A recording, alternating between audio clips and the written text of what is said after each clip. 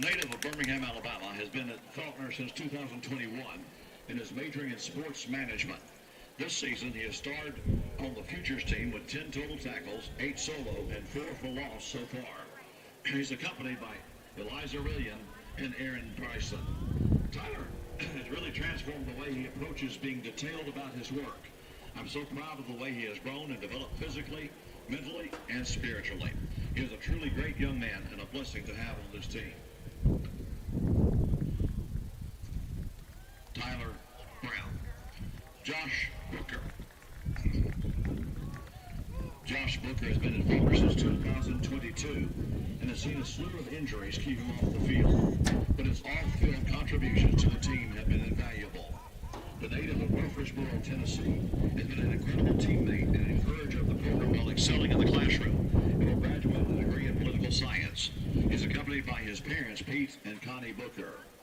Coach says Josh is an amazing young man who is multi-dimensional.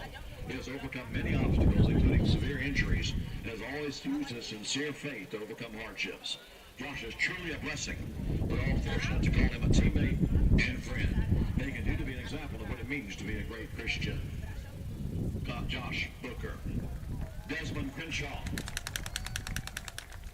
Desmond Crenshaw has been at Faulkner since 2021. He's played every game over the last 2 seasons. The native of Atmore, Alabama has 37 tackles, 16 solo, 5.5 for loss, 1 forced fumble, 1 PBU, and 3 quarterback hurries in his career. He'll be graduating with a degree in sports management. He is accompanied by his mom, Miriam Staples, and his dad, Kelvin Seiler. Des has made us all proud, Coach says, with the way he has embraced change, brought into the culture we are building, and worked hard without feeling entitled.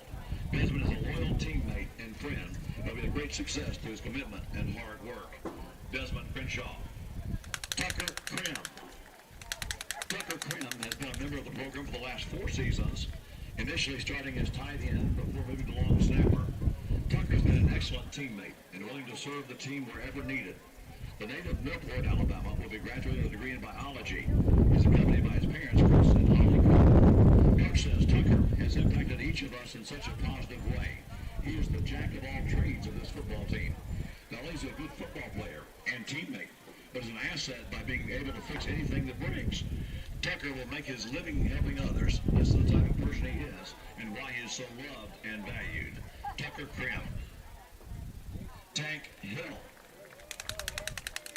Tank Hill has been a member of the Faulkner program for the last 2 years. A native of Canton, Mississippi, is majoring in physical education.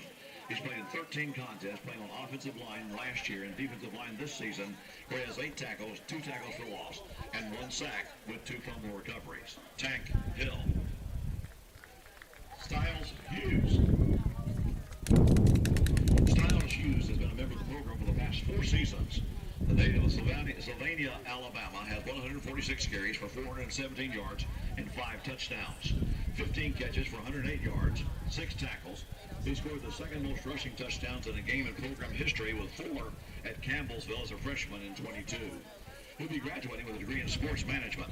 He's accompanied by the Sims family. Coach says, I am so proud of Styles for the way he has worked for opportunities to make this team successful on and off the field. Because of his love for the game, his ability to help others, I continue to try and push him into a career in coaching. No matter what level, I know that Styles will be a great role model and influence for young people. Styles Hughes. Jalen Hurt. Jalen Hurt is in his first year with the Eagles. He has averaged 6 yards a catch this season. The native of Memphis, Tennessee will be graduating with a Master's in Business Administration. He is accompanied by his dad, Gregory Hurt Sr., his mom, Rochelle Hurt, and his brothers, Gregory Hurt Jr., Chris Jorgen, and Cordell Hurt. Coach says Jalen is a great human being and has been such a great addition to our team. He is hardworking, conscientious, and disciplined. I know these skills will carry him to success now and in the future. I look forward to watching Jalen continue to work hard and care for others.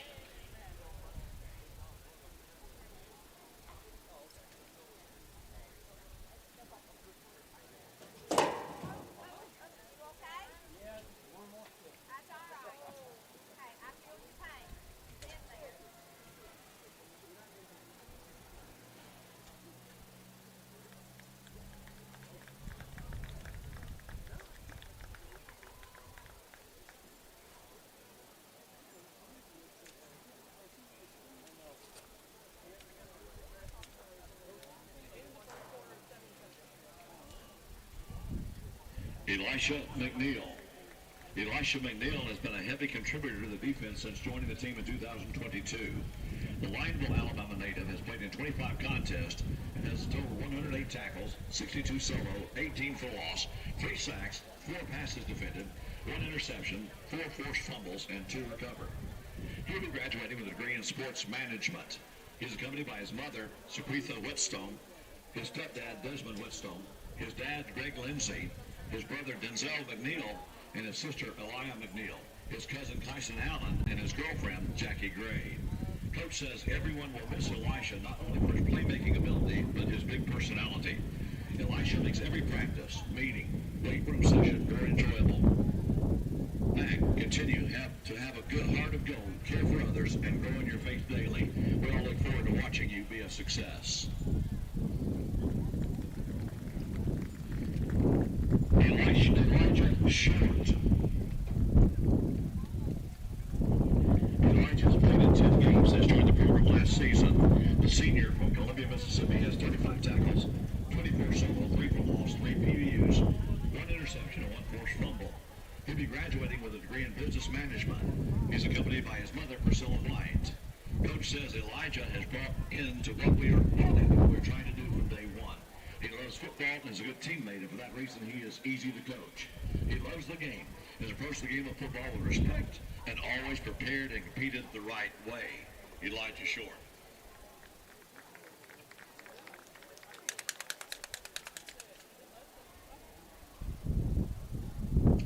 Caleb Williams.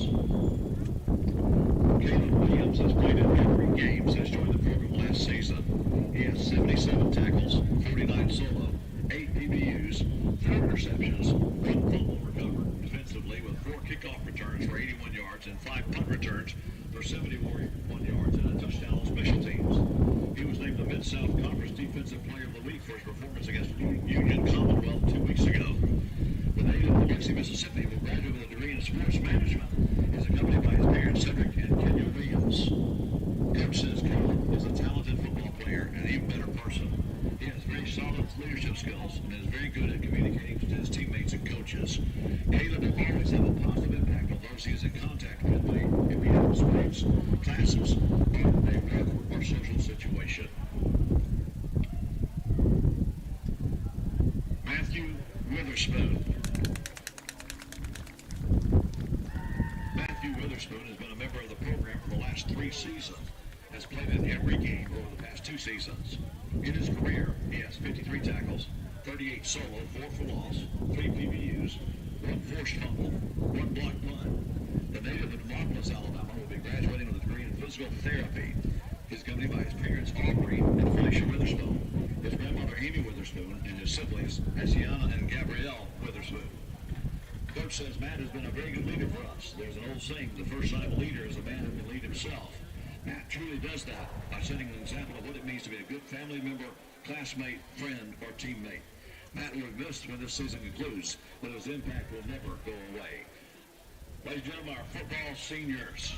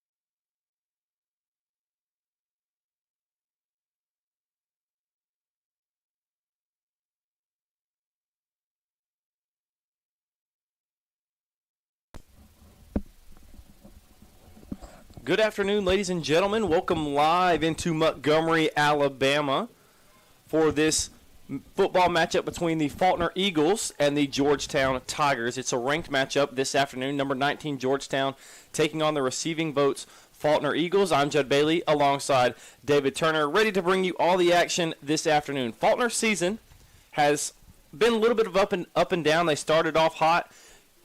Ranked Southeastern comes on the road, a late win. I think with a minute and a half left, the final score happened. Yep. Then Bethel comes in here. Offense really, really struggles. And so when you're sitting at 0-1 in conference play, it's only week 2 of the conference play. You're playing in a really, really good conference. What are you telling your team, to try and ignite the fire under them to get them going? All you can really do is put your nose back to the grindstone, get to work, erase last week, and focus on the task at hand the coming week, and it's really been injuries for the Eagles in this one. You lose your starting quarterback, Cam Wellington, down with an elbow injury. You lose your other guy who started the season, Eli Moore. He gets hurt. He gets banged up, so now you're on your third quarterback, Deuce Marshall, coming into this one. And while he did play quarterback last year, what we've always talked about with Deuce is he's a converted wide receiver, so that you don't have the full playbook to work with, and you've got some things that you have to adjust there, even though Deuce is probably one of the most athletic guys on the field whenever he's out there. It's just different. And the story of the tape is defense for the Eagles. It has been really good outside of last week, but even if you look at that, it was a 23-7 defensive game, one touchdown on a interception return there for Bethel last week. So you look at that, they did give up over 300 passing yards last week, the most they've given up all year long. So we'll see how they come out against a very, very balanced Georgetown offense here. They can get the ball down the field through the air, but they run the ball a lot too. 410 yards by leading rusher Clayton Davis here coming into the afternoon. Yeah, but let's go back to that point you made through the air. We have Gehrig Slonaker, who's 19 completions away from 500 career completions. You're talking about a guy who has been with Georgetown through and through. This is start number 40 in his career for the Tigers. So if you're this Faulkner defense, are you maybe keying more on defending him, or are you keying more on the run? You look at the numbers. He's got 701 yards passing on the season, 4 touchdowns here coming into this one. So you're probably going to work for that pass first and then go back to the run game. But it's going to be an interesting how you go man zone as we kick this one off, and we're into the end zone. The Eagles receive the ball or start this drive at the 25. Like you said, Deuce Marshall getting the start at quarterback today. Eli Moore wearing number 10. He'll be at the ready to sub in. Like you said, he's been banged up. Don't know the situation of the extent we're going to see him play today, if at all, or what situations he'll come in, but we'll see number 5 at the helm this afternoon. And even after last week, giving up those 30 points, Faulkner still 17th in points per game in the NAIA, 17.2 allowed defensively. So still a solid defense here for the Eagles coming into this as Marshall fakes the pitch and gets wrapped up. Yeah, tackled by a host of Tigers there. How about the special teams in this game? If you love punters, then welcome to the game you're going to want to watch this weekend. We've got Braxton Berry for the Eagles. He leads the NAIA in average per punt with 46.1 yards. And then on the opposite side for the Tigers, Drew Rader is 5th nationally with 41.4. So I guess if you're wanting to watch special teams, then you're tuning into the right game. Look, Braxton Berry was a critical part of this game last week for the Eagles, flipping field position. Going with the read option there, handoff to Robin Harris. Goes for maybe you are going to bring up an early third down for the Eagles. Another thing about this Eagles offense is sometimes it's not the defense stopping them, it's them stopping themselves. A lot of penalties, a lot of turnovers, negative plays. So how do you fix that in practice, especially when you don't have a bye week coming into this big game? Well, it goes back to familiarity of the quarterback with the offense and those particular things and aspects. So you have to kind of change the way you do things with Deuce a little bit than other guys, but it's a matter of going to his strengths. And we saw last week that offense really rolled. They get quick plays, quick passes, pass over the middle, just off target just a little bit there. That's number 0. Davian Liddell was the intended receiver, but when you got Deuce those early looks early on last week, he got it, kept the offense moving, kept them ahead of the chains. It's when this offense gets behind the chains, it's second and long, third and long, that things really begin to get mucky for them. They struggle getting out of those deep hole situations there offensively. Yeah, and it's really not about, like, the weapons you have on offense. It doesn't matter what offense at what level of football you're playing. If you're going backwards, it's not good. Yeah, that's difficult. And especially when it's your fault you're going backwards, because this is a big thing. Everybody likes to talk about the O-line, whether it's giving up sacks, whether it's false starts and stuff like that.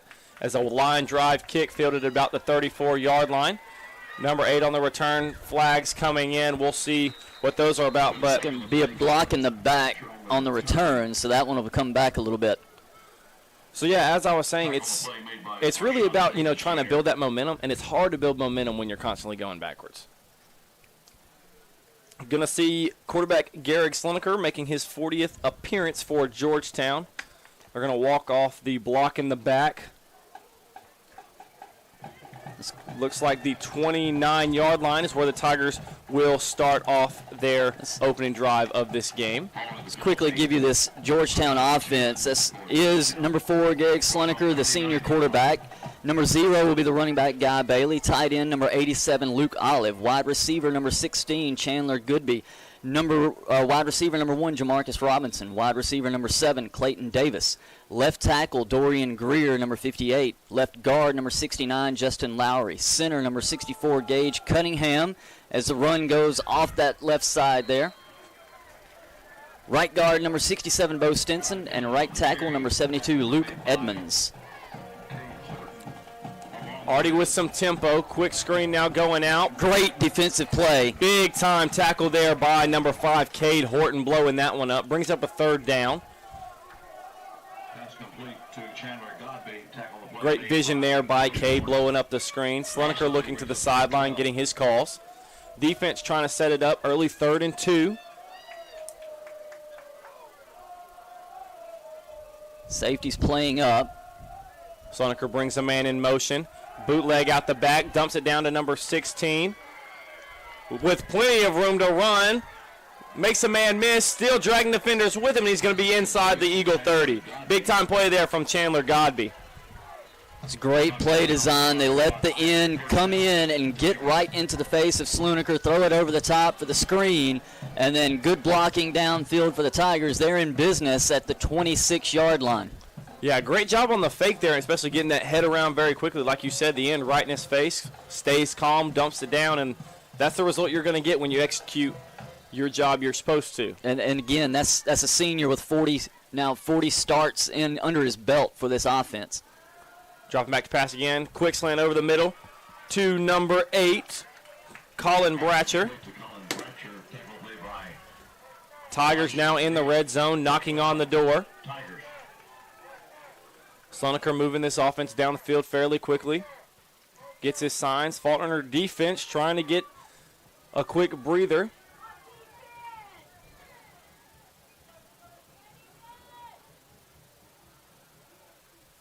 Slineker catches the snap. Fakes the handoff going toward the end zone. And a late flag. Defensive back covering the receiver the entire way, never got his head around, so that's going to be a flag every single time when you got one-on-one coverage out there. Yeah, flag's going to happen in the end zone, so they're going to put this ball on the 2-yard line, I believe.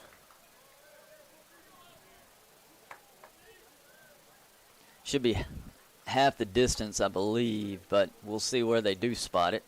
Yeah, they're going to is at the 2. Spotted on the 2-yard line. That's a great job by Slineker taking his one-on-one matchup. Trusting your guy, and either he comes down with it, or now they got the ball at the 2-yard line. So a win-win situation for him to take the shot. Well, what led to the flag was the ball was actually underthrown, so receiver couldn't come back to it. Handoff there. Referee's going to mark him short. Guy Bailey couldn't quite get in. Guy Bailey sitting 476 yards coming into this contest.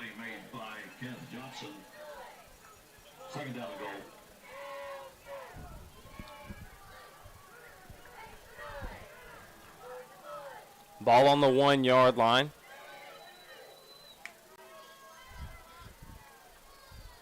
Two tight end look for the Tigers. Faulkner defense walked up. Another handoff to Bailey. This time he will get in for the score. Touchdown Tigers. They're on the board first. It's a good jump cut by Bailey. Saw the defender coming in, taking the initial hole that he was designed to go through. Jump cuts back and gets into the end zone for the first points of the contest. Yeah, just a beautiful opening drive for this Tigers team. Sloneker making the right throws when he needs to. O-line doing a great job with the run game. It was really just about the big catch and run by Chandler Godby on the naked boot. And so, Faulkner's got to find a quick answer. They give up the points on the opening drive. Offense is going to have to respond here to try and get back in this game. And the Eagles have got to have some sustained drives. You can't have this 3 and out, and you've got to give this defense some breaks. You're putting a lot on them, and they've played well, they've responded, but you've got to come and answer the bell here in this one. You don't necessarily have to have points, but if you can get a good, long, sustained drive where this offense gets a rhythm and gets going, you feel a whole lot better about what you're doing. Yeah, so far this season, when Faulkner scores first, they're 3-0. When they give up a score first, they're 0-2. And so hopefully they're going to look to break that stat this afternoon. And again, this is a Georgetown team that has been a bugaboo for the Eagles. It has been a situation. It's been all Georgetown for the last several years in a lot of ways. But the series here in Montgomery is 2-2. But Faulkner's last win in this series was back in 2015. Whew. 10 years ago. Hopefully they can snap that streak today. Tigers lining it up, ready to kick here. 10:39 left in quarter number 1.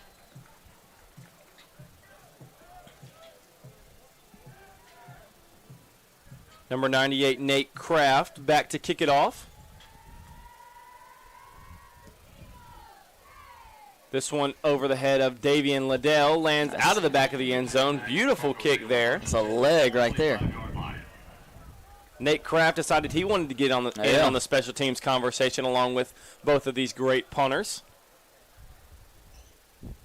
And this Faulkner offense will head back to work. Let's go ahead and give you these listed starters, even though they've already had a possession on this Eagle offense here. We'll go with the offensive line first. Number 72, Maddox Dowling. At left tackle, left guard, number 74, Christian Boyd. Center, number 56, Cam Wilkerson. Right guard, number 65, Bree Blackman. Right tackle, number 55, Morris Jackson. That is, of course, your quarterback, Deuce Marshall, number 5. Your receiving core, number 0, Davian Liddell. Wide receiver number 4, Darian Riggs, and wide receiver number 2, Kentrell Borden. Your tight end, number 8, Gage Mims. Running back, you'll see a couple of those, but the listed starters, number 7, Robin Harris. You'll also see number 24, Styles Hughes, quite a bit here in this one. Yeah, another read option look there from Deuce. Looks like that's what's going to be kind of their focal point, try and get his legs a bit into the big part of this game. Georgetown not falling for anything early, sends Robin Harris in motion. Marshall catches the snap, hits a quick route to Liddell. Liddell trying to shake a defender. He'll be tackled for a 5-yard gain. Brings up 3rd and 6. 3rd and 5, 3rd and 6. You still feel pretty good as an offense. That's a throw that Deuce needs. It gets him in rhythm. He sees that the receiver catch that football, but for a quarterback, that gives you a lot of confidence. That it helps you just get going and rolling here early in this one.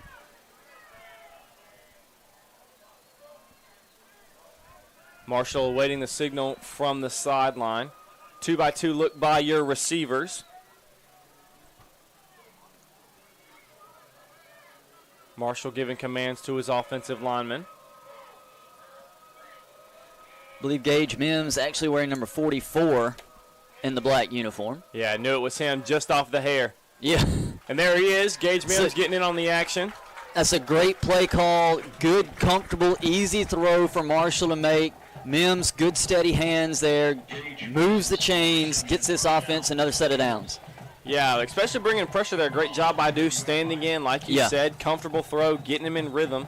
And that's what you're going to have to do, especially when you've played 3 different quarterbacks already this season. Not a lot of, or especially Deuce hasn't had a lot of reps so far. Yeah. And so you're trying to build him up to be able to go throughout the rest of this game and the rest of the season. And we talk about Deuce not having a lot of reps, and you think, well, he played quarterback last year, but this is new coaching staff, new offense. So he started out as a receiver, so he's having to pick up the quarterback playbook midstream here and get things going. Brings the man in motion, handoff to Robin Harris, trying to get him on the outside. Runs through a defender, tackled at the 49-yard line, going to bring up 2nd and 1. Great job by Harris. Good blocking downfield. 2nd and 1. That's a good run play. Good result for the Eagles here. 3rd down and 1 at the ball, the 49-yard line. This defense of Georgetown, we haven't talked much about that. They are also a pretty good defense. They are 20th in the NAI in scoring, just over 18 points per contest allowed for this defense. As you can see, is a 4-down lineman set. They go with two backers and then 5 defensive backs as their standard package. Marshall bringing a man in motion. Stretch play to Harris. Harris shoots through the gap, picks up a 1st down, and the Eagles are into Tiger territory for the first time this afternoon. Play made by Jackson Galea. 1st down, Eagles.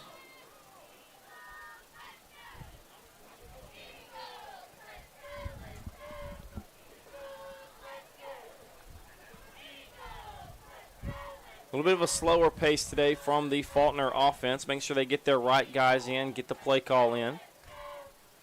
It's a good call because what you're doing now is you're extending things. You're giving that defense a little bit more of a break, and you're allowing the offense time just to compose itself before you go into action here.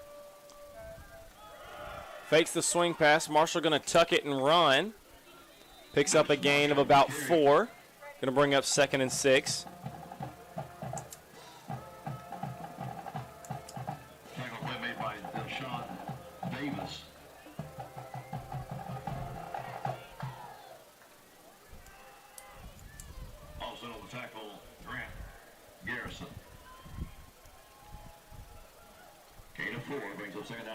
While we're waiting for the offense here, let's see if we can run down these Georgetown defense a little bit.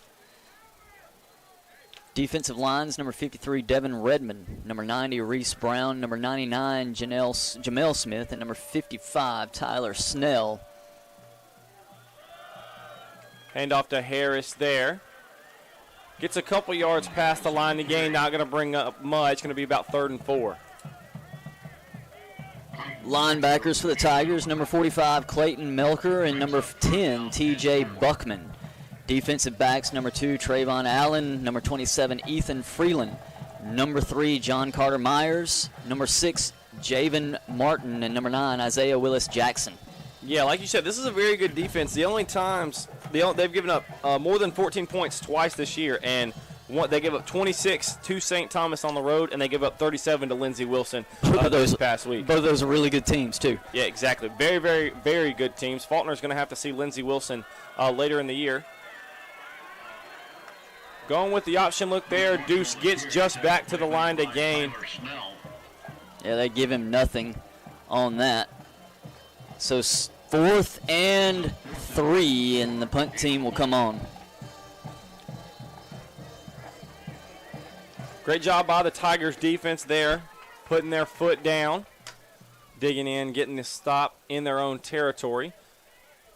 Back to the special teams game. We'll see if Braxton Berry can pin them deep.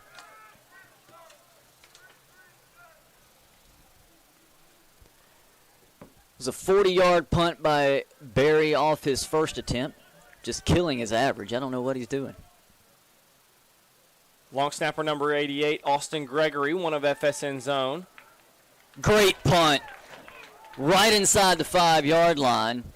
They're going to call it in. Touchback.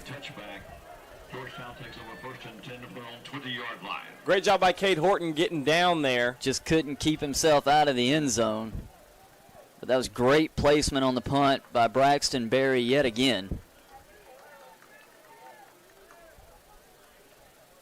This Tiger offense got to go 80 yards now to score. 4:09 left in this first quarter.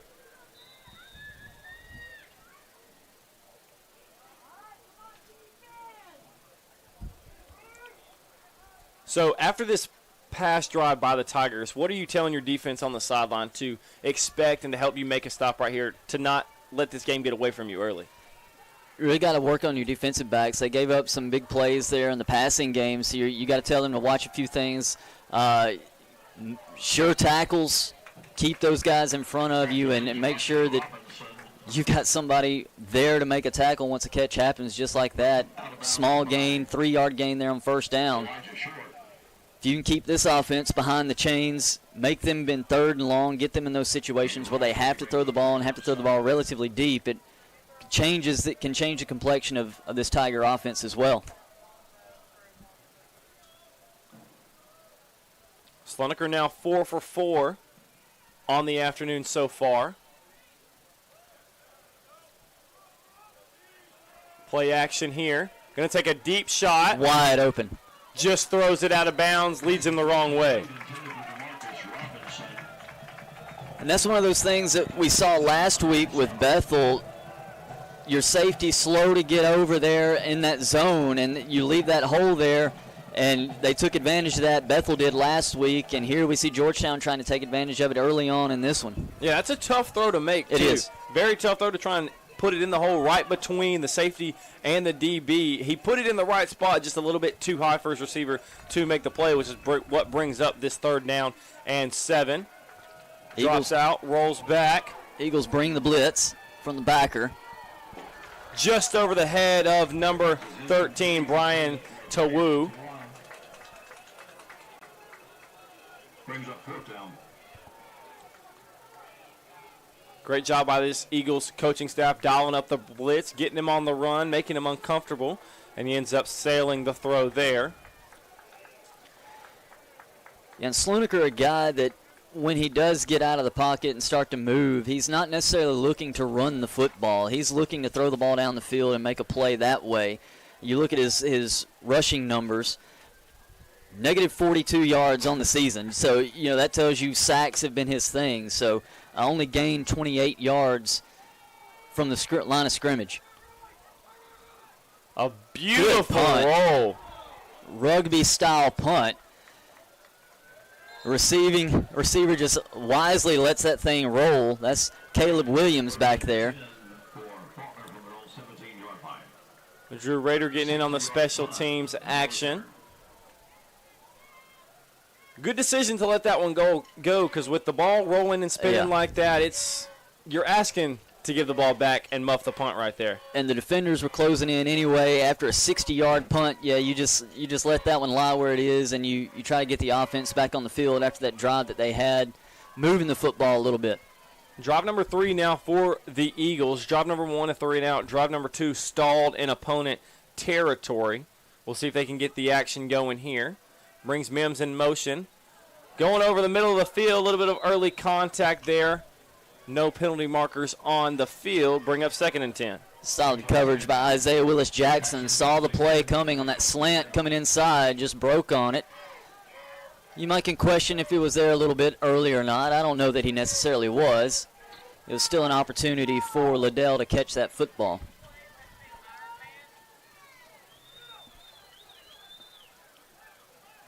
Brings up 2nd and longs for an offense that's been struggling so far this season. It's not a position you want to be in. You're going to want to, if you can't pick up the first down, definitely pick up some yardage to at least cut it in half.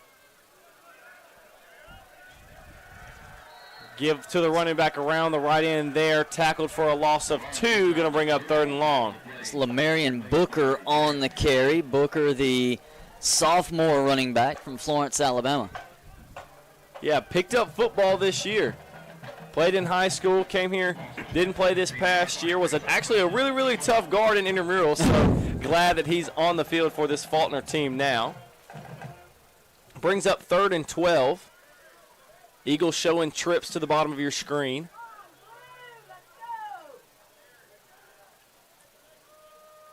Just one deep safety for the Tigers up top. Marshall catches the snap. Evading pressure. Going to take off. Going to be a couple yards short.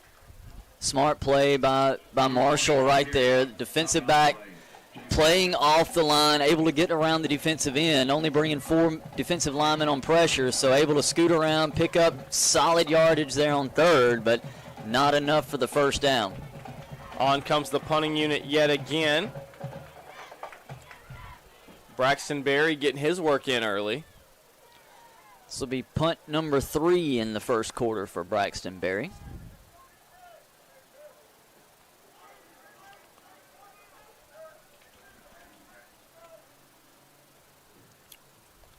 A little bit of a wide snap. Berry handles it, boots it away.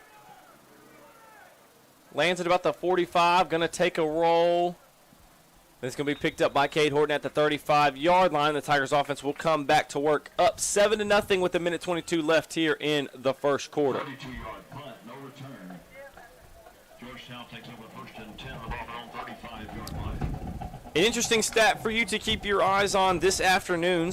As we said in the beginning, Slonaker was 19 completions from 500 career coming into this game. So far, he has 4. Marks him down to 15 left for him to hit that milestone. And just another accolade he could add under his belt as at the helm of this Tiger offense. Give up the middle is to Bailey. Another interesting stat for you, brought to you by our stat guy, Jackson Parker, here in the booth with us. This is the most first quarter punts in a game for the Eagles since November 9th of last year. Under a minute now to play here in quarter number 1.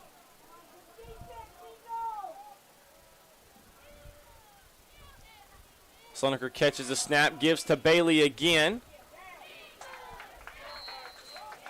Tackle made that time by number 99, Miles Boyd. Get the ball up to the 41-yard line. It's about 3rd and 4. It's a big spot Faulkner finds themselves in. So far through this game, it seems like it's been all Georgetown, and Faulkner is really fallen far behind, but it's only 7-0. Yeah, and it's the defense. They've given up some plays, but they haven't given up the points, and they've been able to control this to a large degree. It's a great stick, but Bailey going to push and pull his way past the first down marker. And that'll bring us to the end of the first quarter. 7-0 Georgetown leads here on FSN.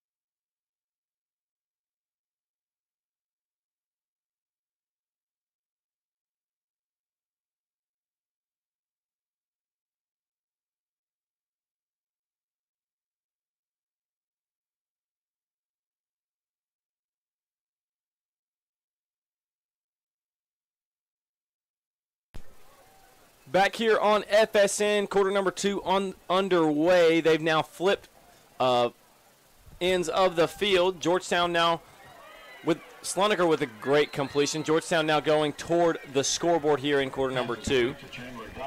Godby on the reception, and you said it, Schloneker, good pass right into that soft spot in the zone yet again, and that's been the bread and butter here so far for Georgetown, finding those soft spots in that zone and taking advantage. Bring up a new set of downs at the 39-yard line. Pistol look now in the backfield. Schloneker bringing a man in motion. Another give to Bailey right at the seam. Great tackle there by number 2, Elijah Short. I don't think if he wouldn't have tripped him up, he might have been off to the races. Yeah, he had a lot more green grass in front of him had that not taken place. And Elisha Moore, good part of that defensive backfield for the Eagles here. Again, the Eagles defense has got 11 takeaways here on the season. Blitz coming. Get outside of it. Making several men miss. He's now down inside the 15. I'll bring up a new set of downs, and they're knocking on the door in the red zone. Great job by Bailey there, making several men miss, slipping between two. Running yards after contact is the stat you want to look at for running backs, and we don't have it, but I'm sure he's got a lot of it. Well, you look at him stature-wise, he doesn't look like the biggest guys listed at 5'10", 205, but he runs with a lot of power, gets behind his pads, does a really good job of that. Boot again, going to dump it down to number 16, Chandler Godby once again. Try to go back to that same play. Godby got caught up on the end of the line of scrimmage and couldn't get out in space like he did on their opening drive. And he will be tackled for a gain of 2. It'll bring up 2nd and 8. Gain of 2 brings up 2nd down and 8.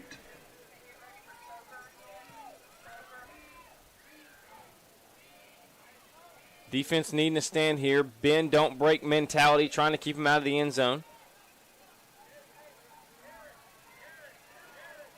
2-by-2 look for the Tigers offense. Schloneker giving commands to his offensive lineman.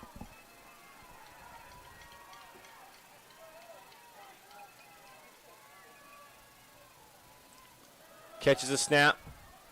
Quick shot to number 11, into the end zone for a touchdown. Great catch by Matt Hines, the 6'4 junior, on the touchdown reception. It's a big target for Schloneker right there. And again, defensive backs playing off just enough to allow him to cut up underneath. Hines does and gets that little bit of a bubble once he makes the catch, able to get that 3 yards into the end zone. 98, Nate Kraft on to attempt the PAT.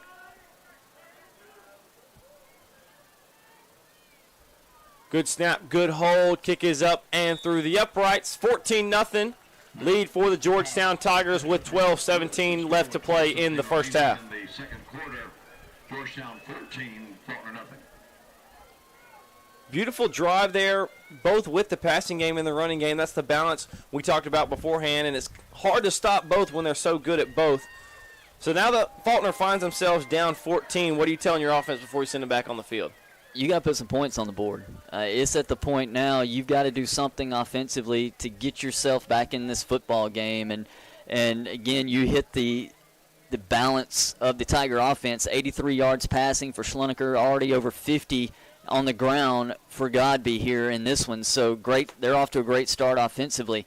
You've got to match that. You can't just rely on the defense to try to keep you in this one. You have to match what the Tigers are doing now offensively. And you find yourself down 14, but I think the important thing to note is you can only score 7 at a time. Yep. And so you can't go in one swing and get all this back. And you still got plenty of time. You don't have to get it all back at once. It's just a matter of you have to be consistent offensively. You have to get some points on the board to allow these things to begin to see that mountain just decrease just a little bit. Kraft now boots it away. This one will be returnable. Number 2 gets out in space, spinning off a few tacklers. Couple flags come in. He's finally tackled at the 22-yard line. Spot of the flag. I was going to say foul, then started to say flag. But anyway, spot of the flag. does not bode well for the Eagles. Yeah, good return there by Kentrell Borden, trying to get out in space, but like you said, spotted the flag. Will push him back. Foul is going to happen here about 2 weeks when basketball tips off.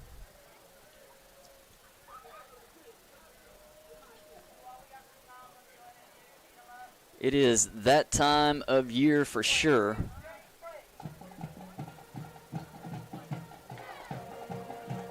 Umpire walks them back to the 13-yard line. That will make the Faulkner offense's job a little bit harder to get down the field.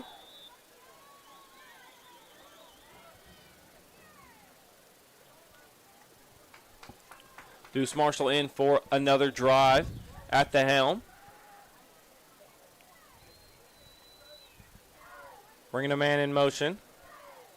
Catches a snap, fakes the run. Pumps, going to let it fly.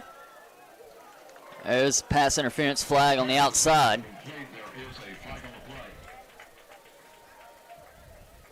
They're going to get number 6, Javen Martin, on the pass interference there. Martin coming off the field, started hobbling. He's down on the Tiger sideline. Trainers will check on him.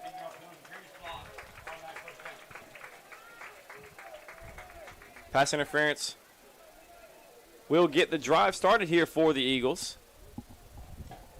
It's one way to get out of the shadow of your own goalpost with pass interference call. That will leave them at the 28-yard line.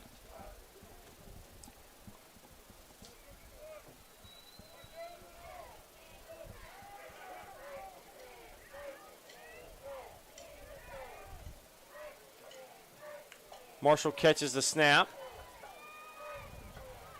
Trying to avoid pressure. Trying to fight back to the line of scrimmage. He's going to be taken down for looks to be a gain of 1. Took a big hit there at the end of the play. Defensive line got in there, kind of swallowed him up, took away any available lane to throw the football, so he just tried to take off and get something, and it's almost amazing that he got a yard out of that. Second down and 9. He appears to be okay. Always good to see a player not stay down on the field, especially after taking a big hit like that.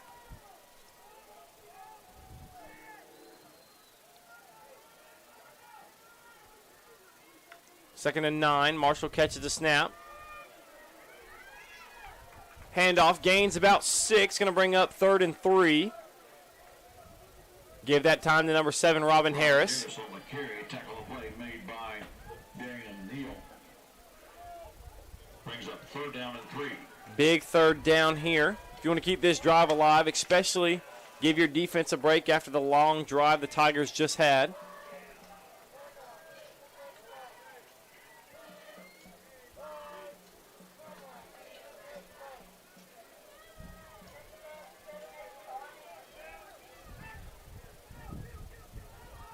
Georgetown audibling their defense. Originally showed 2 high. Rolled down to 1 high. Brings a timeout from the Faulkner sideline. As Faulkner heads toward the sideline to talk things over, we'll step away here on FSN.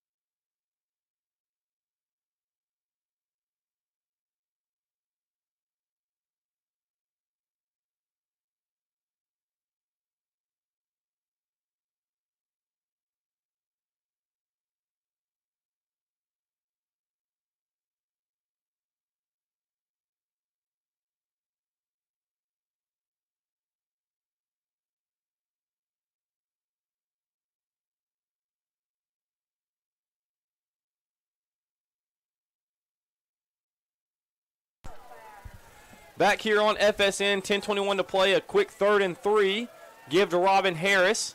Harris fighting, trying to get extra yards. They're going to mark him a yard short before he's dragged down. Brings up 4th down and 1. If it's a yard short, that's a generous spot, and you're almost at a point you've got to think about this, and they'll bring the punting unit out.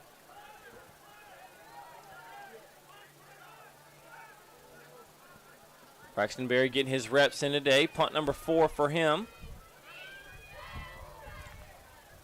Flipping the field here would be crucial. Tigers showing punt safe. Don't want to give up a fake, especially with just a yard to go.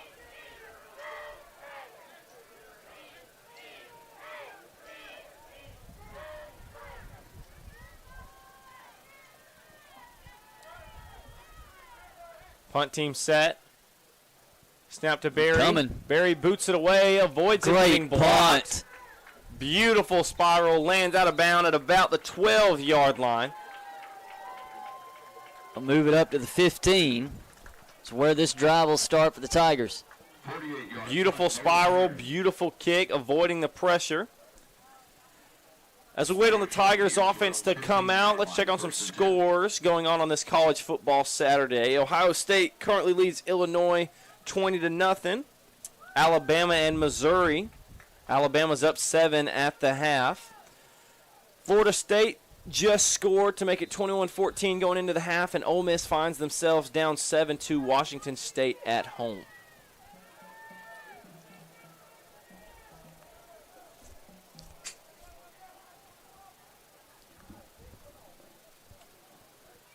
Slonaker standing in, brings a man in motion.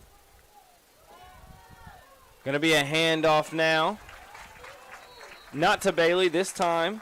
It's number 18. It's Elisha McNeil and others in on the stop. It's going to be a loss of a yard, maybe 2 for the Tigers on first down.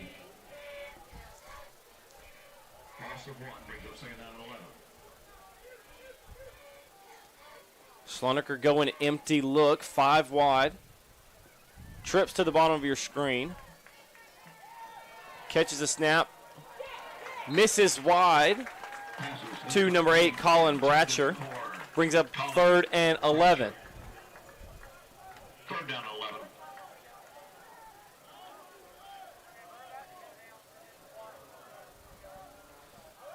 Faulkner bringing in some extra DBs, trying to prevent a first down here.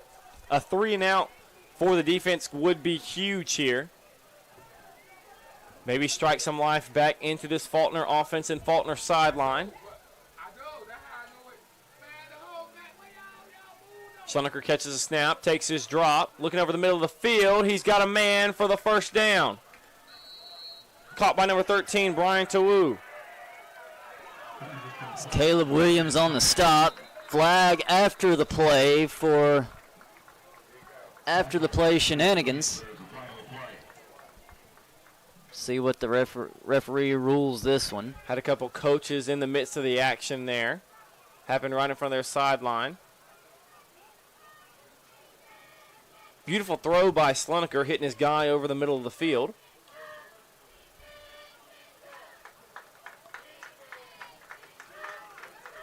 After the play, going to be unsportsmanlike conduct on the Tigers.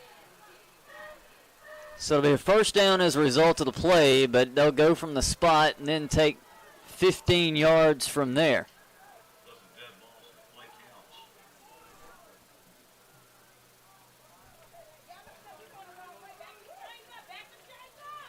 First down occurred at about the 27-yard line. After the foul, they'll go half the distance, walk them back to about the 13, 14-yard line. And so the Tigers, those first 3 plays really didn't count. Really right didn't. back where they started.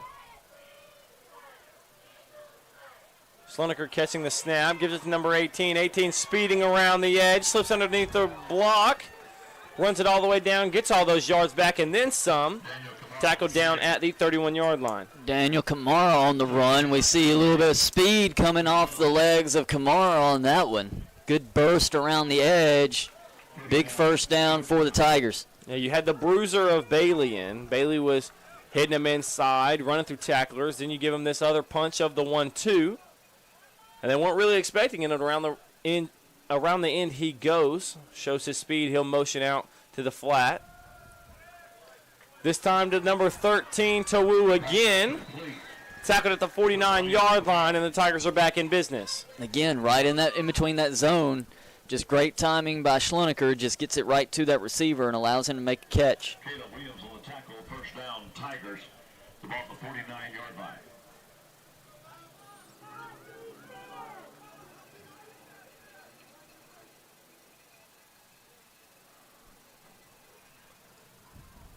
Handoff to Kamara. Blown up in the backfield. Initial hit made by number 4, Elisha McNeil. Celebrating his senior day this afternoon. McNeil's been pretty active here the last 2 possessions for the Eagles, getting some things in the backfield, some loss of play yards there.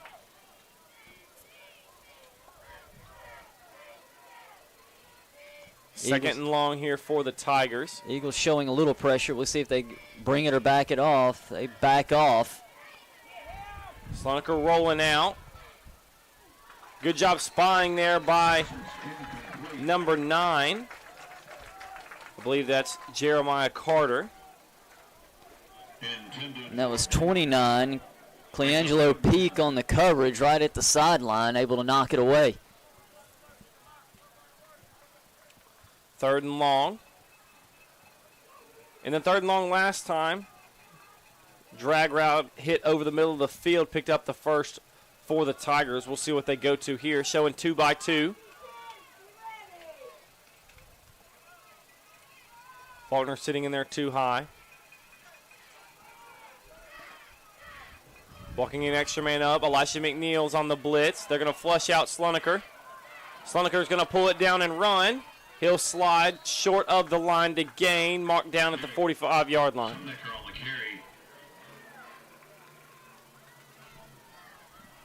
It was a good job by the defensive line. Just 4 down linemen getting pressure on Sloneker, making him move. They're only going to give him 5 yards on the rush. But the offense will stay out for the Tigers. Yeah, I mean, you got to keep it in your offense's hands here. On the other side of the ball, Faulkner struggling to move the ball. So surrendering them this field position, you can still have that faith in your defense that they'll go out and make this play. And with how good this offense has been, I think I would leave them on the field too. We're going to have a timeout called by the Tigers. Maybe the coach wants to rethink the decision. And as they talk it over, we'll step away here on the Faulkner Sports Network.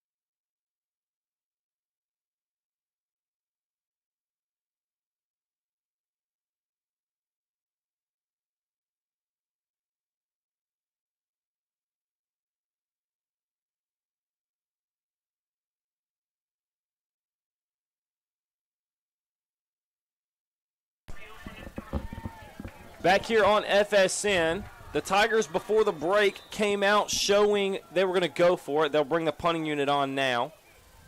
Coach decided to rethink it.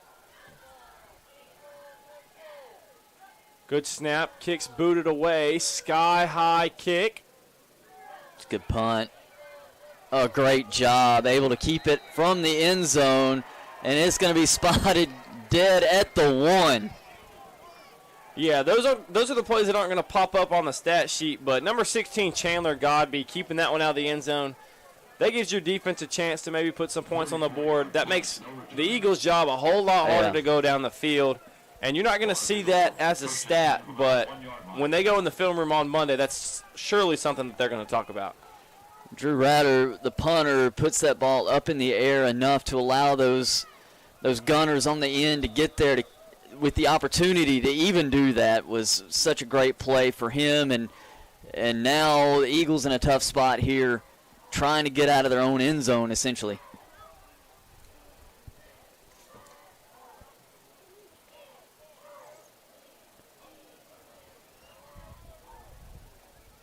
.5:33 left to play here in this first half.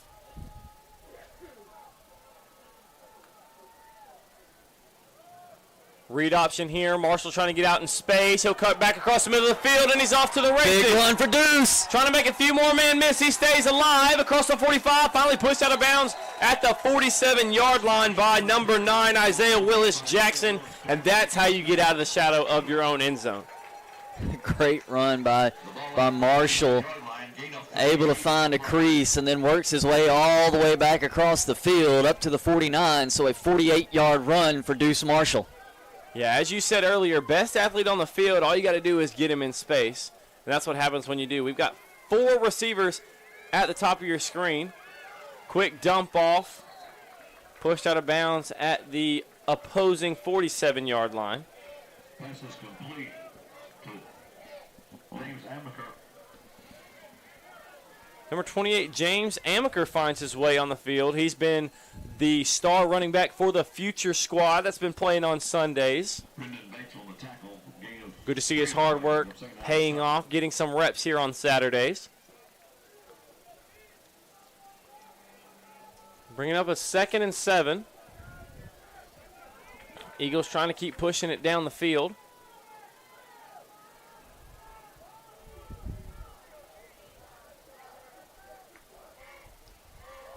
Handoff to Amaker here. Met at the line of scrimmage. Big tackle there by number 55, Tyler Snell. Tyler Snell. Gain of 1 brings up 3rd down and 6.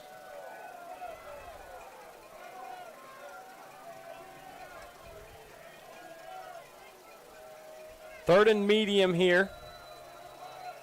Eagles going 5 wide. Receivers trying to figure out their alignment and routes.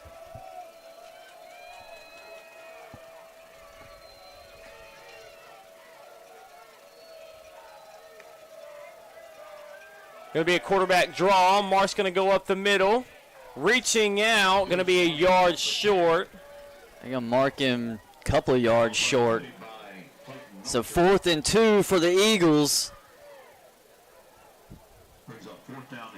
Will they go for it with 3:15 remaining here in the half? Punt team is in the box ready to go onto the field. If they don't pick it up here, they give Georgetown a great spot to march back down the field, and the Tigers get the ball coming out the second half. Seniors at halftime, please go to the field.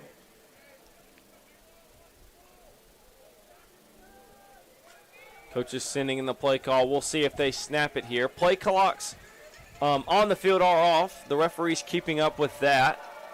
They do snap it. Deuce with the bootleg, trying to make something happen. Ball's out on the ground. They're going to call an incomplete pass. Arm was going forward. They'll call it incomplete.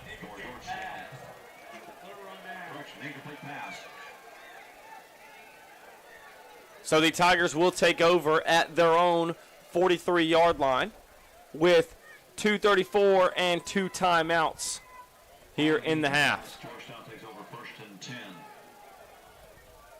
The ball at their own 43-yard line.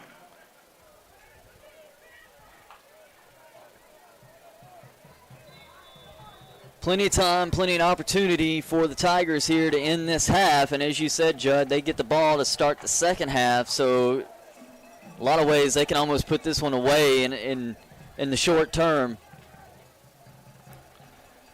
immediately showing 5 wide. Slonaker in the gun. With the quarterback with as many reps as he has, you're feeling very confident about this 2-minute drill you're about to put on. That's the guy you want. Now they bunch those receivers up on the far side of the field. Referee's going to blow it dead. Confusion on the side for the Tigers, so they take the timeout. They've got 1 left now with 2:32 remaining. Yeah, going back to that 4th down play, Faulkner went with the bootleg, and it seemed to be a good play, but great discipline by this Tigers defense, staying home. And when you're the end, you don't have to make the play there. All you got to do is force them back inside, and then everyone else was heading there. And that's exactly what happened. You said it. They strung out Deuce as far as he could go. Then he had to cut it back up in the middle. Then you had the discipline of your linebackers and those defensive tackles right there to make that play go nowhere for the Eagles. Eagles really lucky that wasn't ruled a fumble going the other way.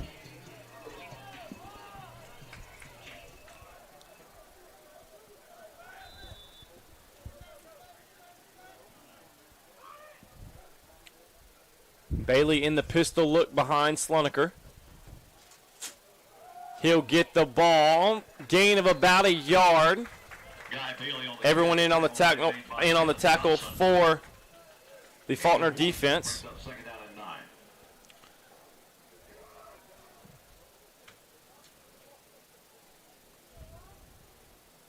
Another stat brought to you by our statistician Jackson Parker. This is the most points given up in the first half this year by this Faulkner defense.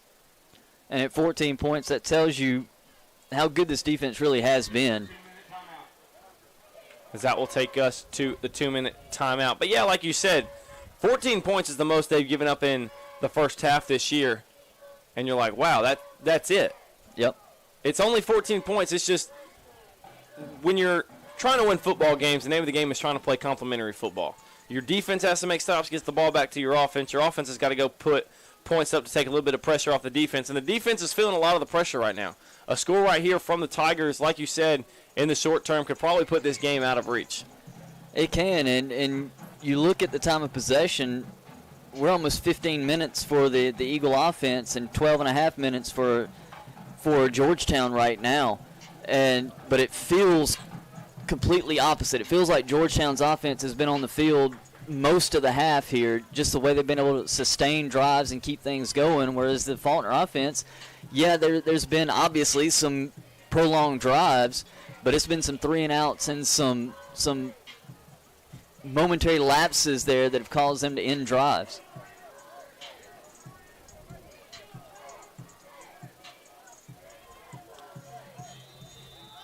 Under 2 minutes now to play in the half. Tigers only have one more timeout.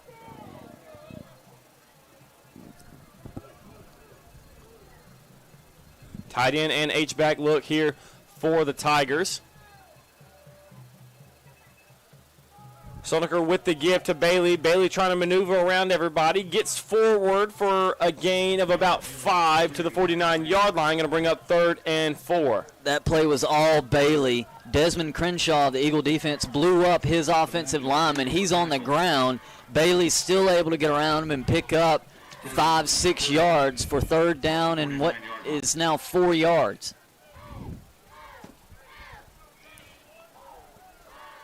Clock ticking now. No sense of urgency by the Tigers so far. Down to 1:20. Slonaker catches the snap. Going to roll out to his right. Hits the wheel route looking for Bailey. Great pass breakup by number 29, Cleangelo Peak. That was great defense up the field. Wheel route was there if the ball was thrown right, but Peak makes an incredible play. Brings up 4th down for this Tiger offense. 1:10 remaining. So the Eagles may have an opportunity to do a little something. If you flash back to that first drive, or the pass interference that happened in the end zone, the pass interference, like you said, he never got his head around to the ball, and he ran straight through the receiver. This time, Peak never got his head around to the ball, but he stayed off the receiver, stayed within his own boundary, was able to play through the hands as the DBs are taught, breaks it up and brings up a 4th down and another punt for this Tiger offense. Another booming punt.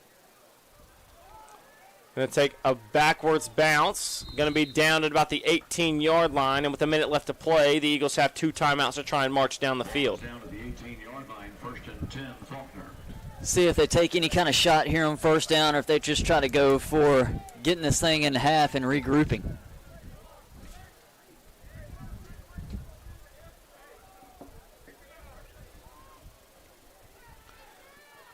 So with a minute and 2 timeouts, that's plenty of time to get yourself down the field. However, like you said, with the way the offense is playing thus far today, with the struggle it's been to sustain drives, pick up 1st downs, we'll see if they just let it run down and take it into the half. Don't forget you got a weapon at the kicking spot, but that run goes nowhere by Deuce Marshall. Jacob Huff already with a 54-yarder on the season, so you think theoretically if you can get the ball to the 35, you got an opportunity for points, but it doesn't look like the Eagles are going to try to get there at this point. Clock rolling down inside 35 seconds. Offense going to get in their QB kneel formation. Deuce is going to take the snap, knee it down, and that will take us to the half with the Tigers up 14-0 here in Montgomery, Alabama. What are your first half thoughts so far? Defense has played well enough to keep them in it. They haven't played great. They've given up some open throws. They've taken the Tigers have advantage of some of those situations of the zone there defensively, but they've played well enough to keep them in the game. The offense has got to show a little spark. They had the one long run, 48-yard run by Marshall, and that's really the bulk of the offense. They've got 109 yards here of offense in that first half. They've got to have something here coming out early in the second half in order for things to really change and feel different about this ball game. It's only 14-0, but it feels like it's a much larger deficit for the Eagles going into the half here. That will do it for the first half here on FSN. We'll be back in 20 minutes to bring you all the action for half number 2.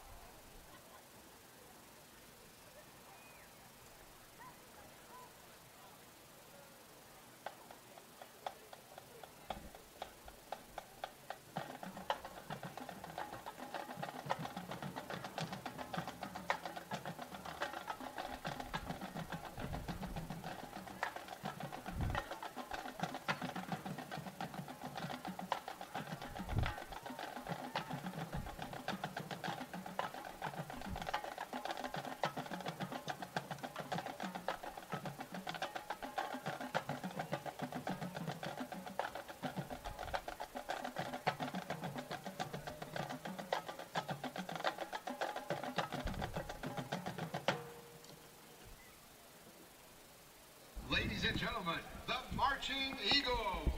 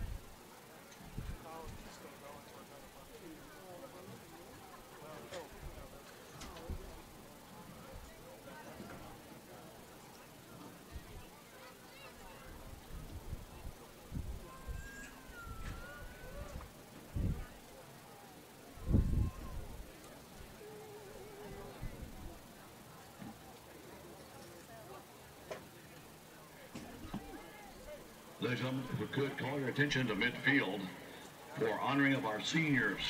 First of all, cross country. Martha Mendez. Martha is escorted by her mother, Teresa Mendez, her sisters, Laura Mendez, Kaylee Cox, and Luciana Torres, and her teammates, Chloe Helms and Avery Rogers. Athletic Director Reed Sutton says about Martha, Martha is a hero. She joined the cross-country team as a one-time and one-race performer to help us show up with a full roster to the SSAC conference meet in November 2023. From there, she got hooked on running. She came onto the team full-time last season when I took over. Martha set a lot of personal records during her junior year, but the best moment was when she put on our Lord and Savior in baptism. She's turned into a valuable senior leader this season, despite battling injuries for Coach Kilpatrick. She will always be remembered as a half marathoner, credible advocate for her team.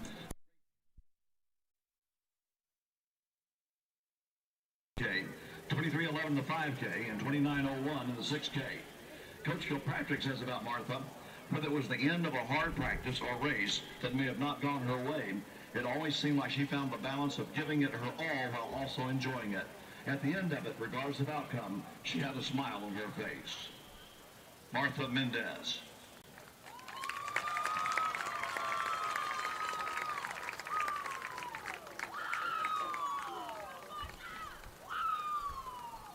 Now, band seniors.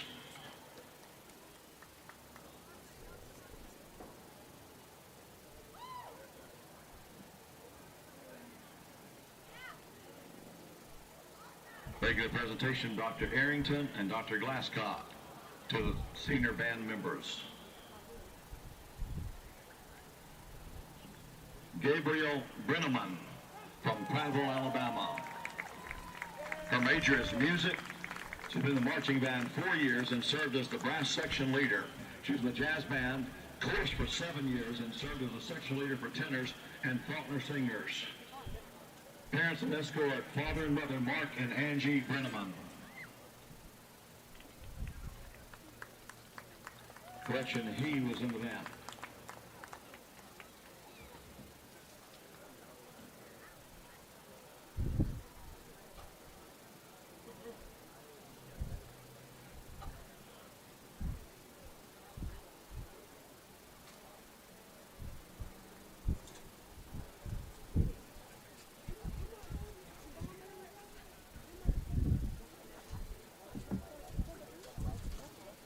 Emma Cagle.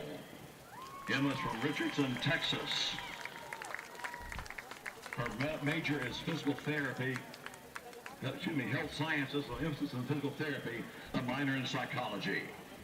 Her college activities include color guard for 4 years, active member of Social Club Delta Xi Omega, 4 years Jamboree coordinator for Delta Xi Omega, 1 year, Great Books Honor Program 4 years, Alpha Chi Honor Society 2 years, Supplemental Instruction Leader for Biology 3 years, Science Department Peer Mentoring Team 1 year. She's escorted by her father and mother, John and Sia Cagle.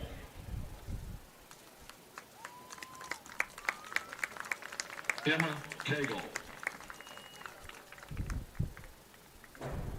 Brianna Clark. Brianna is from Munford, Alabama. Her major is instrumental music education. She's been in the Marching Eagles Band 4 years, drum major 1 year, concert band 4 years, jazz band 4 years, chorus 4 years, alto section leader 2 years, chorus president 2 years, National Association for Music Education president 2 years, and Jamboree hostess 2 years. She's escorted by her father and mother, Brian and Amy Clark, and her sister, Emily Clark. Brianna Clark.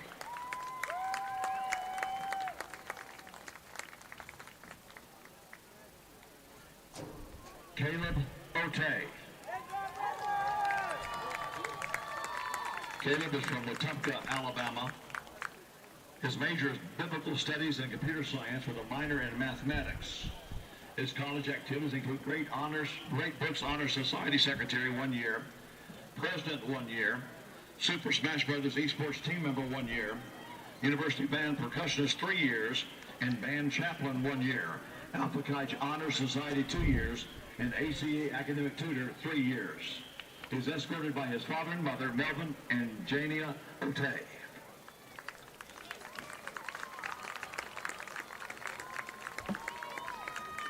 Caleb Otay.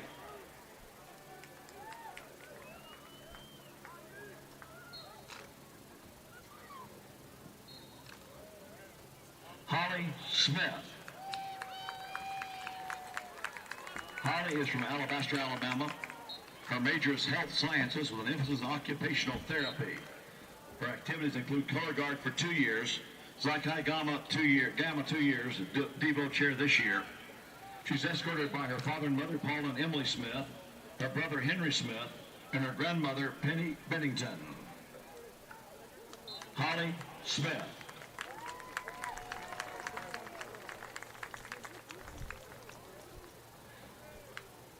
Megan Smith.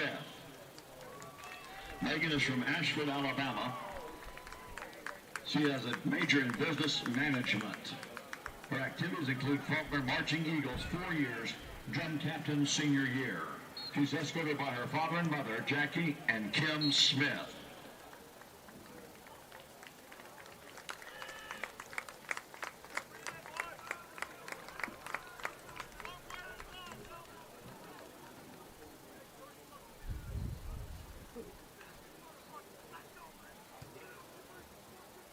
And now our 2 senior cheerleaders.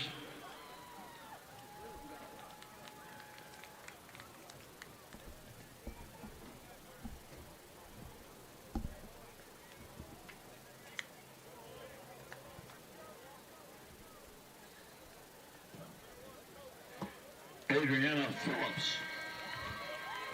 This afternoon, we proudly honor Adriana Phillips, a senior from Dothan, Alabama. Adriana has been a dedicated member of the Faulkner cheer team for the past 4 years, and she'll be escorted today by her mom, Bonnie Miller, and her dad, Aston Amaring. Adriana is a counseling psychology major who has excelled in the classroom, earning a spot on the president's list for the past 2 years, and being invited to join the National Honor Society. After graduation, she plans to continue her studies at Faulkner by pursuing a master's degree in clinical mental health counseling. Her teammates describe her as determined, a quality that she has shown since beginning her cheer journey at just 5 years old. Adriana shares what she will miss most about Faulkner cheer is the family environment. From dinners together to practices to living alongside her teammates, she says the team truly feels like one big family. Adriana would like to thank her family for always providing for her, even when times were tough. And she also gives special thanks to Sydney Owens for making her role on the team more meaningful than she could have ever imagined. Her favorite verse is John 13:7, where Jesus tells Peter, what I am doing, you do not understand now, but later you will understand. Please join us in celebrating Adriana Phillips, a determined, accomplished, and dedicated Faulkner Eagle. We also honor Abby Varner, a senior from Hartford, Alabama. Abby has been a dedicated member of the Faulkner cheer team for 4 years, bringing her resilience, drive, and team spirit to every practice and performance. She's escorted by her mom, Mika Ward, her sister, Allie Ward, and her aunt, Shanna Ward, and her boyfriend, Josh Taylor. Abby is a health science major who's excelled academically, earning recognition on the Dean's List, Honor Roll, and President's List throughout her time at Faulkner. After graduation, she plans to continue her education at Faulkner by pursuing a degree in nursing. Her teammates describe her as resilient and driven, qualities that shine both on the sideline and in the classroom. Abby's favorite band dance is swag surf, and one fun fact is that she grew up on a 400-acre farm and she still loves the slow country life. When reflecting on her time as a student-athlete, Abby shared that the biggest lesson she's learned is the importance of time management. She also says she will miss this year's team most of all, noting how close they've become and how hard they've worked together to be their very best. Abby is deeply grateful for the support of her family, especially her mom, who has taught her strength, determination, and unconditional love. Abby says everything she has accomplished reflects her mom's guidance and encouragement. Her favorite Bible verse is John 14:8. If God is all you have all you need. She also lives by that personal motto, be the best that you can be each and every day. Please join us in celebrating Abby Varner, a remarkable student, athlete, and teammate who has left a lasting mark on Faulkner cheer. How about a big hand for all of these seniors?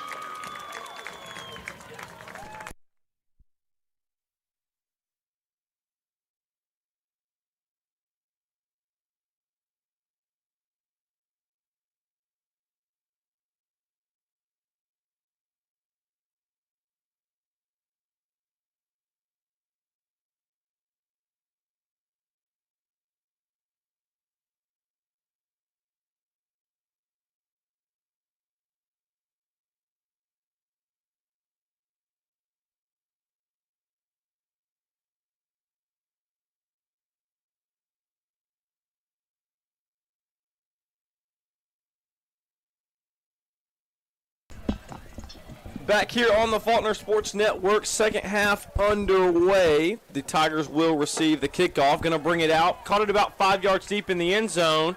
And nothing but grass in front of the returner. Jacob Huff trying to come make the tackle. He can't. Returner going to be tackled at about midfield. Gets just past. Great return by number 1, Jamarcus Robinson. Great blocking downfield. Finally, Andre Smiley catches up with them on the kick team and takes him down at the 47-yard line of Faulkner. Well, no time for an introduction there as the action is straight underway. But coming into this half, Georgetown leads 14-0. It's been all Tigers this afternoon. They've dominated the line of scrimmage. Offense has played exceptionally well. And this Faulkner defense has also played well, but just, I guess you could say, not well enough to keep them out of the end zone. It's been a couple explosive plays here and there that have really been the determining factor in both of the scoring drives for this Tiger team. Sloneker with a handoff to Bailey to get things started. Bailey hit at about the 46-yard line. Going to be tackled for a gain of 1. Sloneker in the first half, 10 of 15 for 114 yards and a touchdown, QBR of 152.5. Really good start for Sloneker, throwing the football, consistent, getting the ball downfield, hitting those open spots within the zone, and then you have Bailey, the other aspect of that. Just like that run, you look at it's only a yard and a half, but he's hit behind the line of scrimmage and still able to make something positive happen. Quick completion over the middle of the field to number 8, Colin Bratcher. That was mismatched. Bratcher on the slide against Elisha McNeil. McNeil couldn't handle him coming back across the middle of the field, and the linebacker having to chase there. Finally gets taken down, but it is a first down for the Tigers. Sloneker now 8 completions away from 500 career all-time completions. A great milestone that will be for him. 1st and 10 now. Sloneker fakes to give to Bailey, flips it out wide.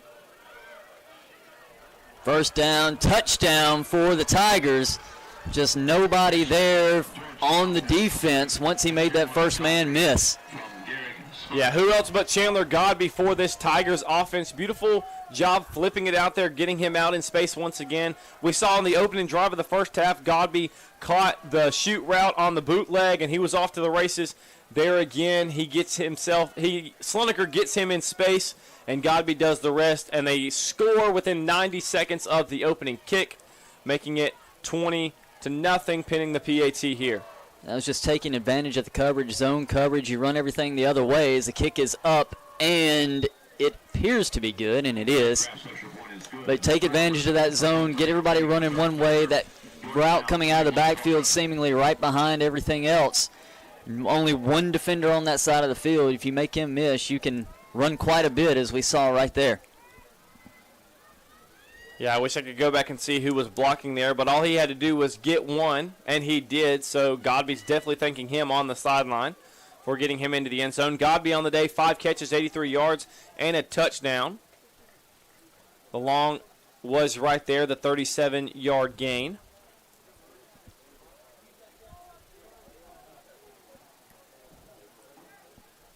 Nate Kraft trotting out with the kicking unit to boot this one away. Faulkner finds themselves down 3 scores. Offense got to put a drive together here. Something they haven't been able to do. The plays have been there, but being able to go play after play, pick up first downs, keep the drive going is something that they have struggled with so far this afternoon.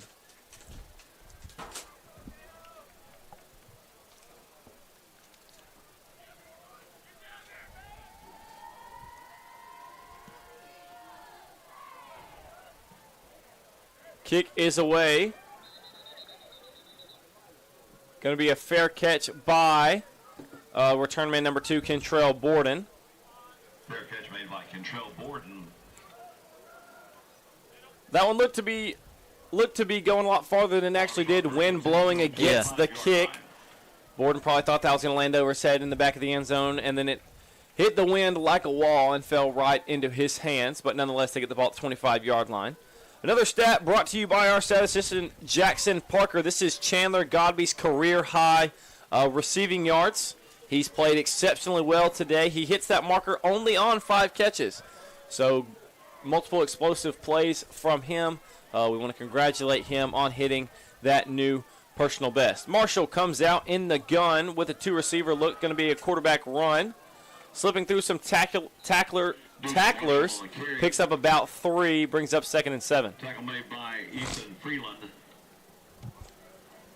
Let's get on first down, just trying to get something here established, get Marshall up the middle, 3-4 yards. See if you can do it again, stay ahead of the sticks here as you got 3 receivers on the field. Something very interesting, Mims, who is the slot receiver on the bottom of your screen, lined up on the numbers. Read option there, defense not fooled. Initial hit made by number 55, Tyler Snell, in the backfield.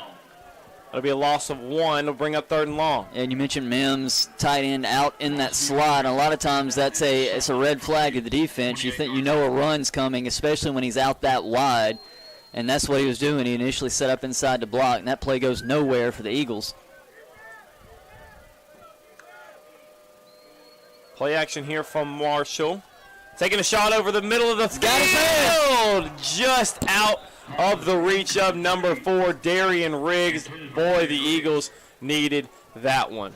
That's the play that they've needed, and Darian Riggs has, for several games, several times, been that guy to get that play, to get the offense going again. He is, by yardage, the leading receiver on the season for the Eagles, and almost had a massive play here for the Eagles to start the half. Yeah, would have been a big play to get the team back in it, get the fans back in it, get the band back in it, but unfortunately just misses his guy there. That would have been an interesting thing to happen because the same thing happened last week. Offense went scoreless in the first half, came out swinging with the deep ball to Darian Riggs to put them on the board. Yep, 75-yard pass play to Riggs last week. Barry catches that one. This one is returnable. Good tackle there by, looks to be number 11, the gunner there. There's not one of those on the roster. Well, if you're watching this game and you know who number 11 is, then he's the one that made the play. Tigers offense going to set up shop at the 38-yard line. Sloaniker going to come back out and keep leading this offense at the high quality he has done so far today. It's the joy of small college sports. When you tear a jersey, you can't replace it, so a player just has to wear another jersey. So one of those fun situations. Who knows? Maybe we'll figure it out next week when we reprint the rosters and we do have a number 11 the next time you're watching on FSN. Sloaniker going to give to Bailey. Bailey slipping through tacklers up the middle, going to pick up the first down. Up to the 49-yard line. Tigers offense looking very smooth, executing at a high level. Bailey now over 60 yards rushing this afternoon.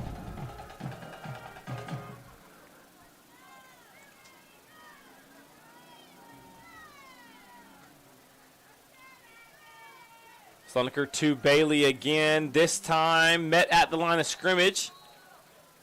Tackle made by number 99, Miles Boyd. Gonna give him the 49-yard line. Very generous spot there.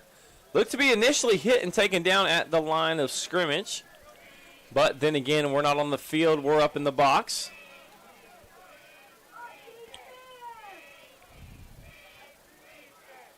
Bunch look in the formation.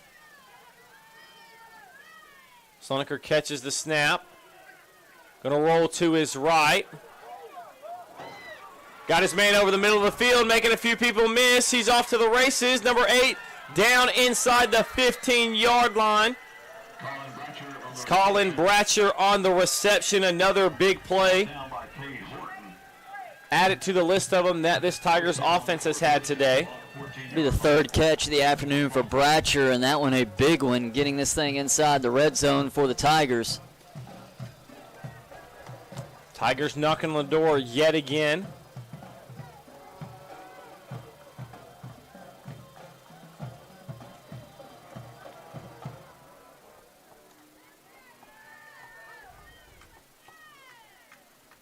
Catches the snap, going to take the fade ball, looking for number 1, just over his shoulder. Number 1 can't reach it. Jamarcus Robinson, the intended receiver. They've gone to that RPO twice. The first one was on drive number 1 with the pass interference call. Better ball this time from Slonaker, just a little bit too far. Going to bring up 2nd and 10. That's a tough throw to make when you're going for that back corner throw. You have to put the touch on the ball, get it up in the air, but then you got to be able to know right where to drop it. Going to give to Bailey here on the counter. Wrapped up and taken down by number 4, Elisha McNeil. Like you said, it's a tough play to make because you're also thinking you don't want to underthrow this ball, especially being in the red zone. A red zone turnover can really hurt you. Maybe not up 3 scores right now, but as we saw earlier, the Tigers caught a little bit of grace on the pass interference on the underthrown ball.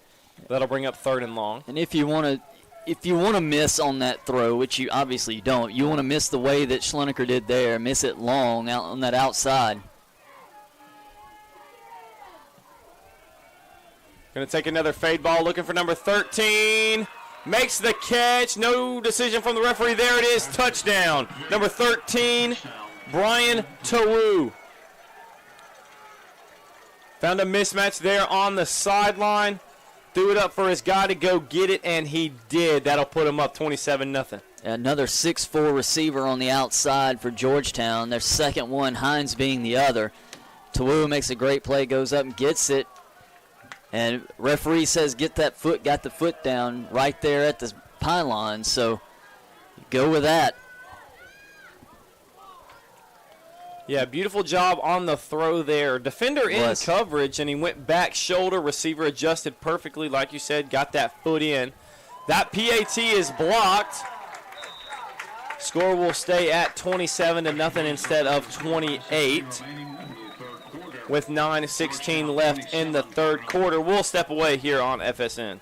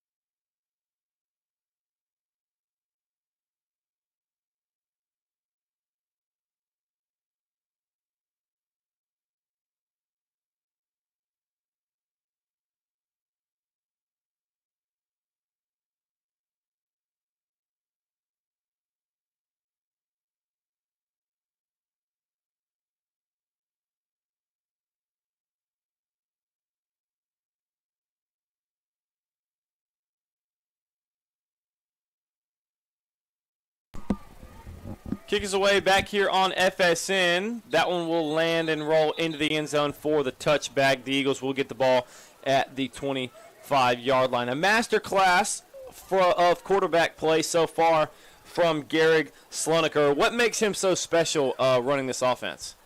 Just his ability to make the throw. You've seen it multiple times. He's put his receiver in good position where they've got an opportunity to run the ball after they make the catch, or he's put the ball right in the spot where his receiver needs it to be able to go up and make a play, as you saw on the touchdown there in the corner. He's just really good and has been good all afternoon at just placing that football exactly where it's got to go. And Schloneker showing that 40-start repertoire and mindset mentality here in this one. Marshall dropping back to pass. Going to take a shot over the middle of the field. Almost intercepted. Ethan Freeland got his hands on it but couldn't come down with it. Something interesting on that formation, all 4 receivers lined up outside the numbers on their respective sides.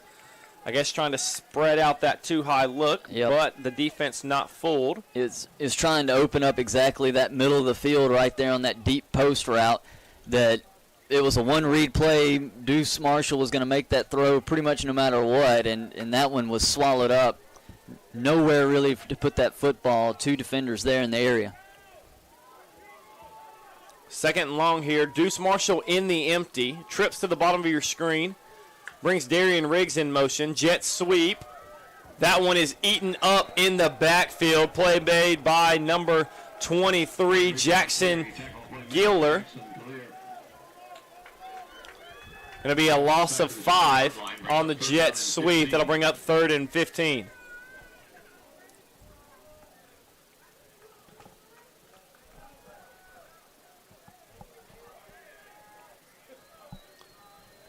Eagles going to go back to the empty look.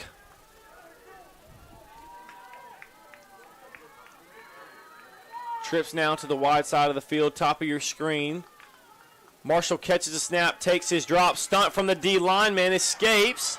Looking downfield, flips it downfield to number 0. He's got a man who's still up. 30, 20, coasting into the end zone, and that will put the Eagles on the board. Touchdown, Faulkner. Catch by number 0, Davian Liddell. It's a great job by Deuce Marshall evading that rush. Able to step up and then kept his eyes downfield. Liddell streaking down the sideline. Nobody really on him. Able to set his feet just enough to get off a pretty throw over the top of that defense for a big score for the Eagles. Yeah, that'll knock the goose egg off the board for the Eagles. See if that can spark some life into this team. Beautiful scramble drill. Great job by Liddell getting back up the sideline, getting behind the defense. The stunt brought by the D lineman was successful. Number 90, Reese Brown, almost in on the play. Yeah, they opened up that for Brown perfectly. It's just Marshall able to evade it. Yeah, another instance of being the best athlete on the field, getting away, making some space, some room to throw, and Liddell did the rest. 27-7 now, 8:14 left to play here in this third quarter.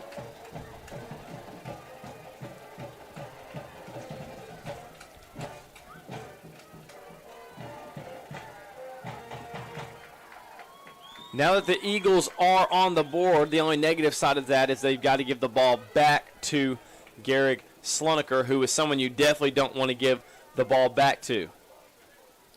Defense going to need a big stand here. Just got to take it one possession at a time as Huff tees it up to kick it away.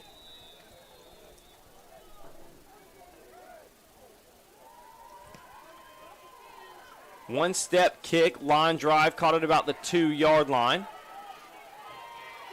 Taking it to the wide side of the field, another great return for the Tigers. Jamarcus Robinson will bring that one all the way to the 37-yard line, and that's where the Tigers will take over.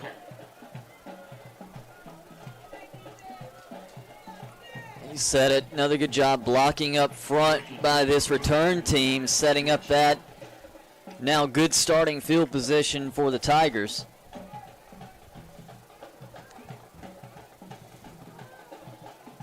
Slonaker and the troops will trot out onto the field. They'll mark him back toward the 35 instead of the 37.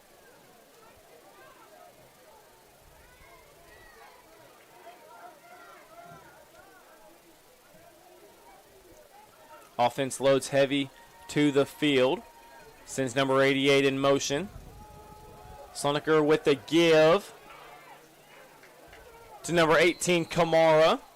Tackled at the 42-yard line. Going to be a gain of 7. Bring up 2nd and 3. It's Caleb Williams and others in on the tackle. I believe also is in on the stop. It's number 22, Tank Hill. There on the outside.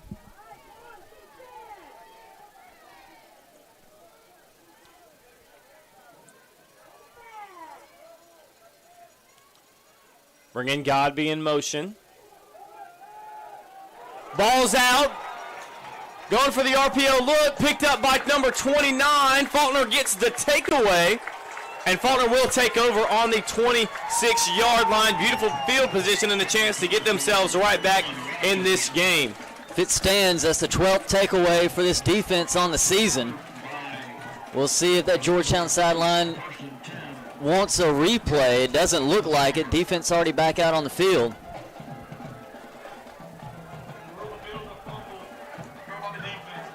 First negative play we've seen from Slonaker so far this afternoon.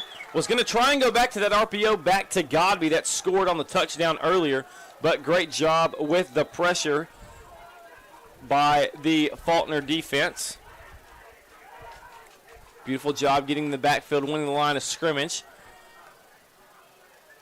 Marshall, play action, going to step up and scramble, get in an open space, making a few people miss, reversing the side of the field. He's going to slide inside the 10, going to be first and goal on the 9-yard line for the Eagles. Marshall wisely giving himself up once he gets all that he can. Now first and goal for the Eagles. And this offense has a little bit of life now. First and goal from the 9-yard line.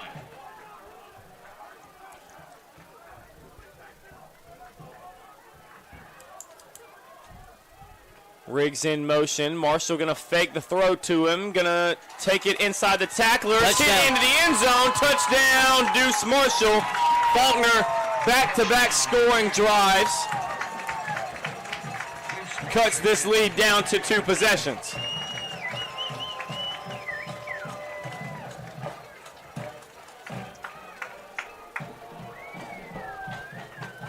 And with those runs now, Deuce Marshall, 81 yards on the ground in this one. Huff on to attempt the PAT. Snap good, hold good, kick is up and good. Gonna make it 27-14. Offense punches it in. And scratch that. Things going up and down here on the live stats. It's 104 yards rushing for Deuce Marshall. Offense going to come back to the sideline, give a big thank you to Dylan Rogers and Cleangelo Peak for the forced fumble and fumble recovery to start that drive off. Another stat for you brought to you by our statistician Jackson Parker. That is Liddell's longest career reception and Marshall's longest career pass, dating all the way back to 2023 when they played together at Mississippi Delta Community College. Thank you, Jackson. Look at that stat. Look at that. Going all the way back. And that was an 80-yard pass on that one that he's talking about there. For that first touchdown for the Eagles on the afternoon. All the momentum on the Faulkner sideline. Huff now stepping on to kick it away. Going for the surprise onside. It's close. Looks like the Eagles have it. Again. Faulkner's got it. Faulkner's got the onside recovery. What a turn of events here in Montgomery, Alabama. Wisely letting it go. 10 yards. Referee's going to discuss.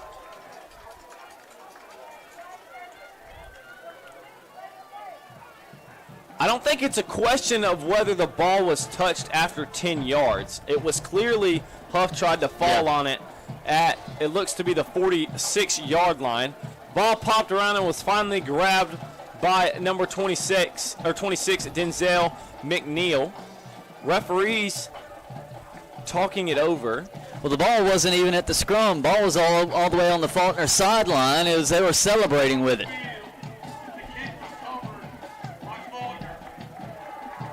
It is Eagle football. Offense going to go back to work.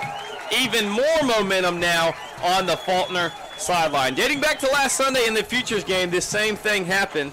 I had a feeling that it might happen again, however, didn't want to announce or jinx this because that is a big thing that I've had to deal with so far in this and dating back to basketball of last year.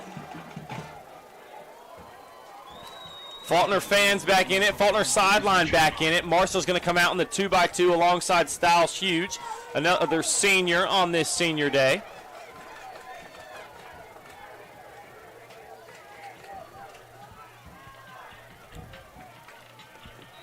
Ball's going to be marked at the 46-yard line where the Eagles will go to work trying to keep cutting into this lead with 6:32 left in quarter number 3. Play action from Marshall. Dropping back. He's going to roll out, step up. Plenty of room to run. He's going to run all the way to the 42-yard line, get out of bounds. It's a first pick up down. the first down.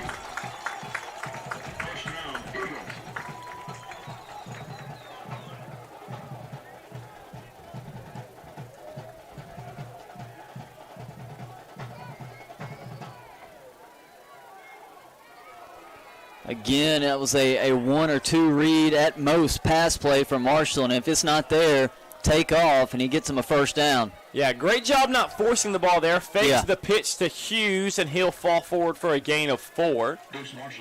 But, yeah, like you said, 1 look, 2 look, and using his legs, he knows he's got the ability to get out of there with the great athlete that he is. Faulkner now has the ball at the 37-yard line, bringing up a 2nd and 6.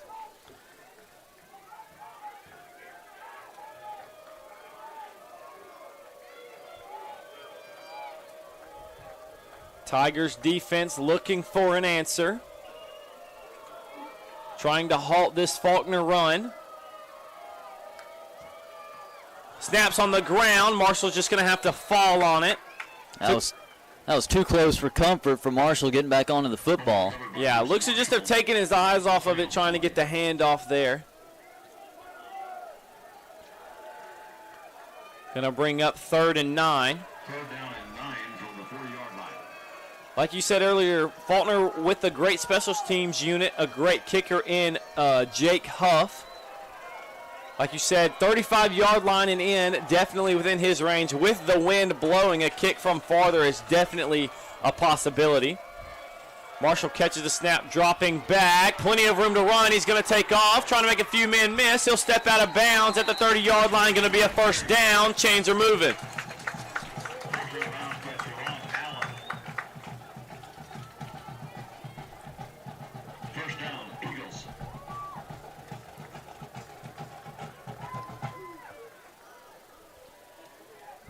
Marshall now over 130 yards on the ground. Marshall catches the snap, pumps, looking up the sideline. He's got Liddell streaking down the field. Touchdown!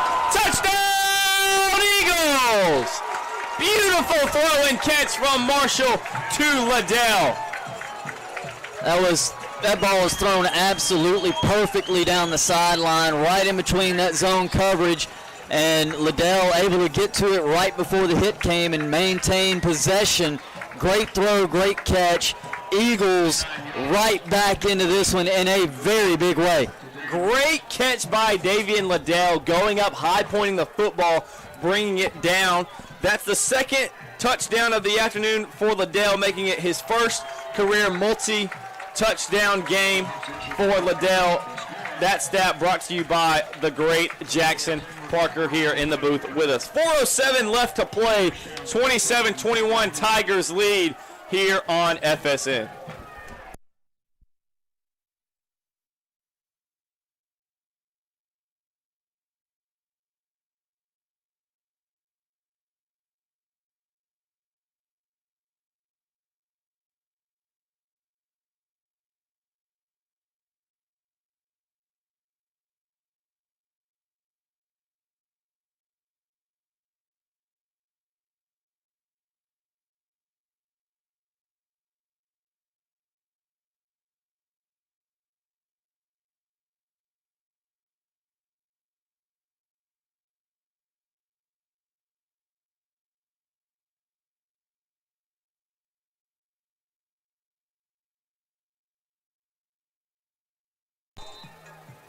Back here on FSN, Huff gonna pooch this one. Front man waved for fair catch. Referee gonna blow it dead wisely. Just one of those things where it's hard to tell if you're that up man in the return, thinking it's coming to him. The wind's playing a big factor. The flagpole's blowing straight out. So likely with what we saw with the fair catch earlier. So no return. Referee blows it dead. Ball will be placed at the 30. 21 unanswered points from this Faulkner team. There's the first touchdown drive of the second half, then followed by a forced fumble by the Faulkner defense. Faulkner got the ball inside the 30, punched it in again. Surprise onside from Jacob Huff, recovered, and a double move by Davian Liddell puts this Faulkner team down 6 and right back in this game. Slonaker dropping back, going to dump it over the middle of the field. It's Bratcher on the catch over the middle in front of the linebackers. Tackle made by number 20, R.J. Randolph.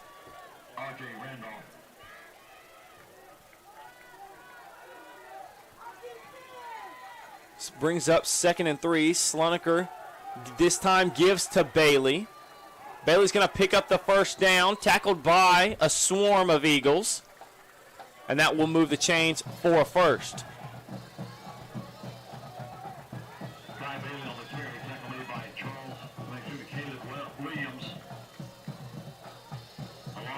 With all the momentum on this Faulkner sideline and this offense being smoking hot, getting a stop right here could be a big turning point in this game.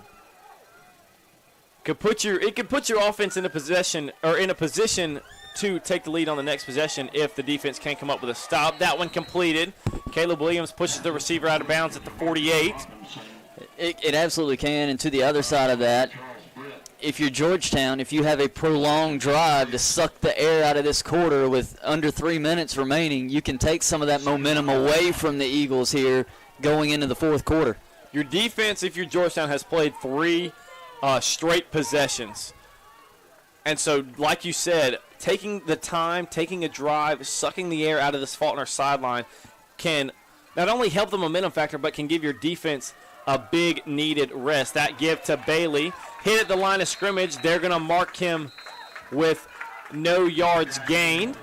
Going to bring up 3rd and 1.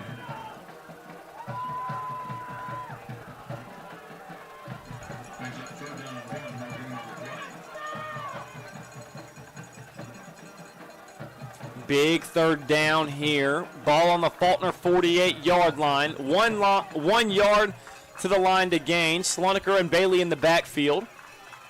Elisha McNeil walking up. Slonaker going to flip it out to Bratcher, who's all alone. Bratcher with a big play. He's tackled inside the 30. Again, you get Bratcher matched up on the linebacker. Linebacker can't stay with him. Bratcher with the big gain up the sideline, now to about the 20, looks like 27-yard line. Yeah, right back to that RPO of the quick zig route, getting back toward the sideline. Front man blocking, and it's really only one man to beat. This time they made the play compared to the last time when Godby scampered all the way to the end zone. 1:23 left to play here in quarter number 3. 1st and 10 on the 28-yard line. Slonaker, play action, drop backs to pass, takes a shot, looking back toward Bratcher. Going to be a flag in the end zone. Defensive pass interference. That'll put Georgetown on the 2-yard line. And it is going to be a defensive pass interference. Defensive back never got his head around. That's Hooks on the coverage there, number 34. But it's a incredibly smart play by Bratcher again, because I don't know if you saw it, Judd. He's going down the sideline. Bratcher almost grabbed Hooks and brought him into him to get that penalty right there. Jahaziel Hooks, number 34, shaken up after the play, holding his hamstring, walking off the field. So they're going to say the foul occurred before the end zone, so the ball is going to be walked half the distance to the goal from the 28, puts it on the 14. 1st and 10 for the Tigers offense. Slonaker with the play action, flips it out, puts it right on the money for Godby. Going to be touchdown, Georgetown Tigers. It's a good throw by Slonaker. Stood in there. Elisha McNeil bearing down on him, even takes a hit, puts the throw right on the money, and the Tigers answer right back, go up now 33-21. Those 40 appearances that we've talked about that he has under his belt was shown right there. He released the ball before the receiver even had his head around. He put it right on the money, like you said. Godby gets in the end zone once again, and that halts this 21 unanswered run by Faulkner, pending the PAT. Going to be a flag. Cade Horton, number 5, jumped early. Being offside, yep. So they'll probably take the penalty, or take the kick, rather. 34-21 lead here with a minute and 6 seconds left to play here on FSN.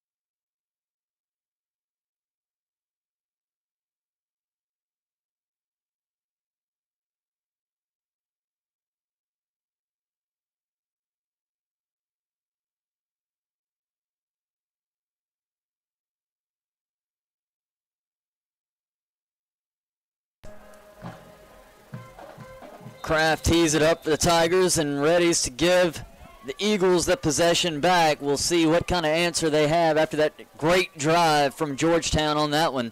Results in Schloneker's 4th touchdown pass of the day for he's got 256 yards, 18 of 24, now 1 away from 500 completions on his career. Kick is booted deep. Caleb Williams on the return, throws it back. Trick play on the return. Blockers up the sideline, and it's a good return for the Eagles. Faulkner reaching deep into their bag of tricks here so far. We've seen double moves, surprise on sides. We've seen a kickoff return throwback across the field. They find themselves down 34-21. If we flash back to last year being down 27-0, this team probably would have written themselves off, probably called it a day, and started to pack it up and get ready for the next week. But this is the culture that we've talked to Coach Brown so much about, the one he's trying to build. And this is a testament to the fight that they have in them. Down 27-0, climb back to 27-21, and they still have themselves the game here late in the third quarter. Yeah, it is Dane Brown pulling out all the stops on this one, trying to get this team, win this team back. Throw is there. Catch made by Liddell, makes a defender miss, finally brought down at the 35-yard line. Fake the quarterback draw, then flip it out to your guy, Davian Liddell was the play for Deuce Marshall there. Going with a little bit of tempo, trying to keep the defense from getting set up. It's actually Darian Riggs. They back it up to the 35, but a bunch formation here on the near side of the field. Quads look. Throw on the run here again from Marshall. This time to number 6, Devin Townsend. Gets his first action on the afternoon. This is utilizing Deuce Marshall's athleticism right here. You're utilizing the run. You're setting up. He's faking the run, finding those little spots that are open and giving receivers the opportunity to move after the catch and get this offense down the field. This third quarter for the Eagles has been fun to watch offensively. They're going to take this now to the fourth quarter. 34-21 is your score after 3 here on FSN.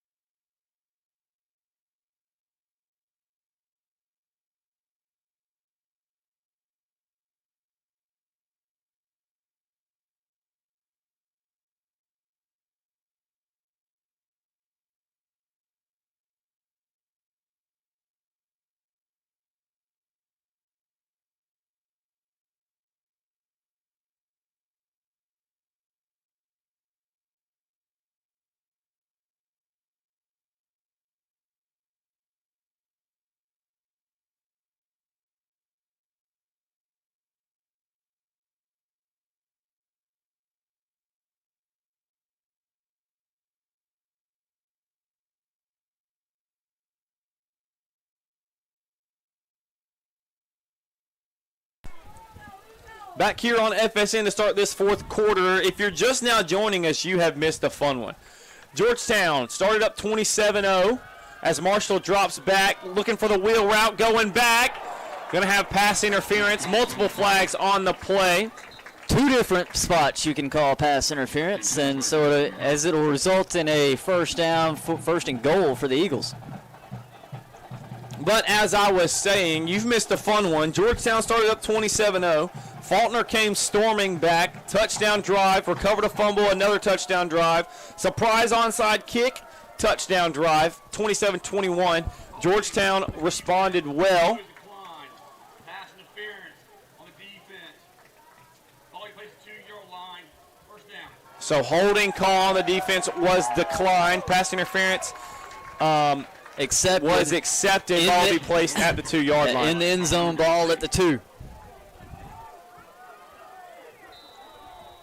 Faulkner with a big opportunity to match here and keep themselves in a one-score game. You've got two ways you could go with this. You've got Deuce Marshall and Robin Harris, both very, very good runners. Going to give it up the gut to Robin Harris, fighting his way forward, leaps over the pile, waiting for the signal, touchdown, Faulkner Eagles! Robin Harris relentless on the carry, fighting, scratching, clawing, finally dives over the goal line to get the touchdown. Big time second effort there. Keeps it a one-score game. Huff now on to attempt the PAT.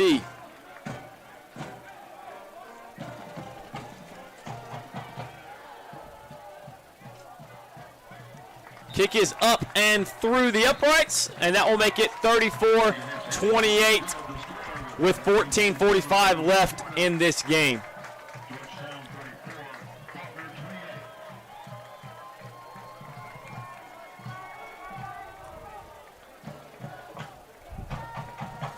Another stat brought to you by the great Jackson Parker.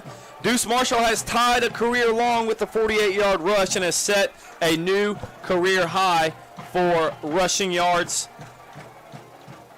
at 126. Yeah, Deuce Marshall. It's been the Deuce Marshall show here in the second half for sure. 172 passing yards on 7 of 12 for Deuce Marshall, and then those 124 net yards on the ground here in this one. Liddell, 85 receiving yards and a touchdown. Riggs, 57 yards and a touchdown. Huff to kick it away. A little bit of a pooch kick, going to fall at the 20-yard line. This one is returnable. Coverage team flying down the field. Huff going to get in on the tackle. Big return up past midfield. Huff gives everybody the thumbs up after helping to make the tackle. We won't give him full credit. We can't do that. We'll give him half a tackle. There you go. We'll give him half a tackle. He slowed him up just enough for reinforcements to get there. But a great return yet again by this Georgetown return crew. And positive field position for Schloneker with 256 passing yards of his own. Schloneker with a career day so far. The 256 sets his season high. He's one completion away from that notch of 500 career completions with Georgetown. Another handoff to Kamara, trying to get out in space. Elisha McNeil is there. Tried to throw him down. Kamara spun off of it. What should have been a 3-yard gain turns into an 8-yard gain.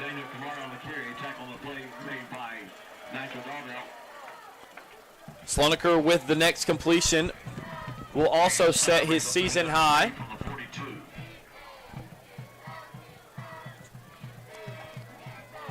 Kamara, the sophomore from Centerville, Ohio. Sends a man in motion.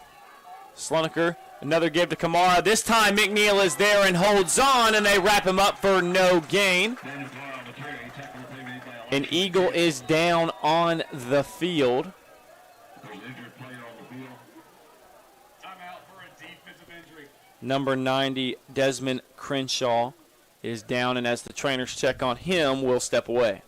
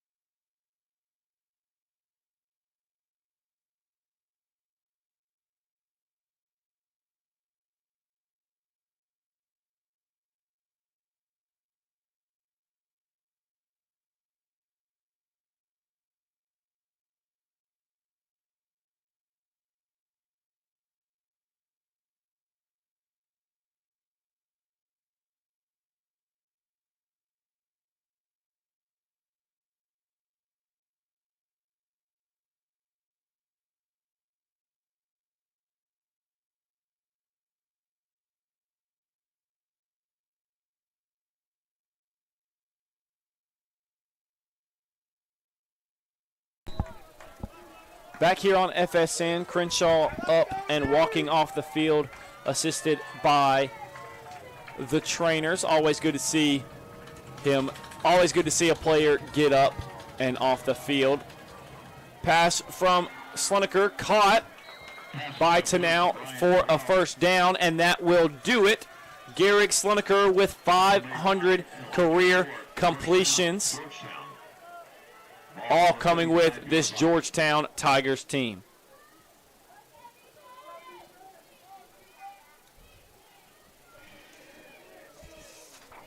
And big to note, too, that this is the first year for Georgetown's coach and this staff as well, so he's done it through a couple of different, at least, offenses here.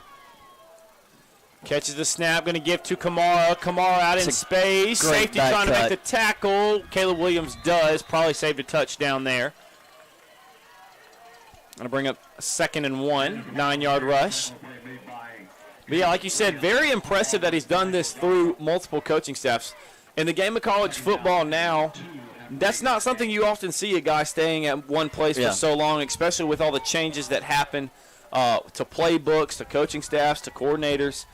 And so it's really impressive to see him hit that mark. 40 career starts, 500 career completions, over 6,000 yards passing.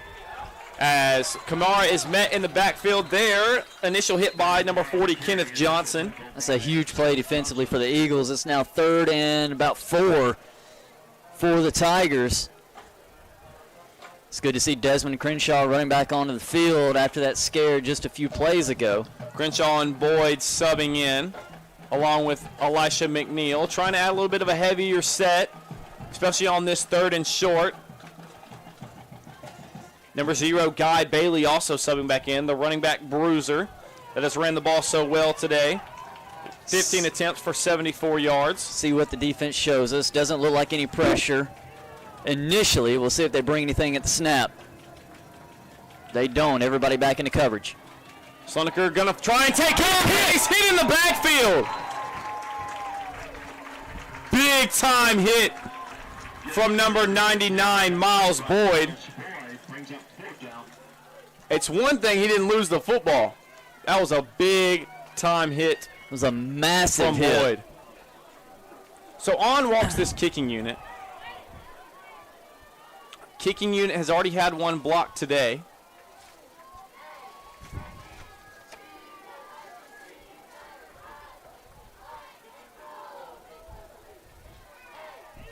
Check that. No kicking unit. We've got a different quarterback in. Slonaker off the field, bringing a man in motion. Takes the snap. Beautifully run there by the Tigers to pick up that 4th down. Subbing in a new quarterback, number 15, the backup, Coulter Smith. First down, Tigers. Smith gets the completion and hands it right back to Slonaker. Great job there on the boot, and then you have Tanau sitting down in the open window.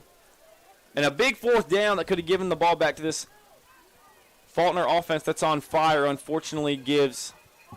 That's a gutsy call by that Georgetown sideline, too, to bring in the sophomore in that situation to make that throw. And I'm sure you roll him out for that one read, but that's still a big-time throw and catch there for this offense. Bailey hit at the line of scrimmage, push forward for maybe a gain of 1. Guy Bailey on the carry. Clock now under 10 minutes left to play. Gain of 1 brings up second down and 9.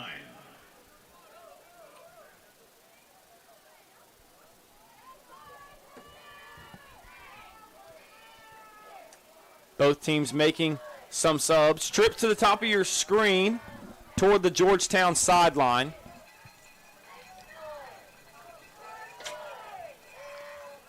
Sending Bailey out in motion. Slonaker catches the snap, going to flip it out to him. Pass is deflected.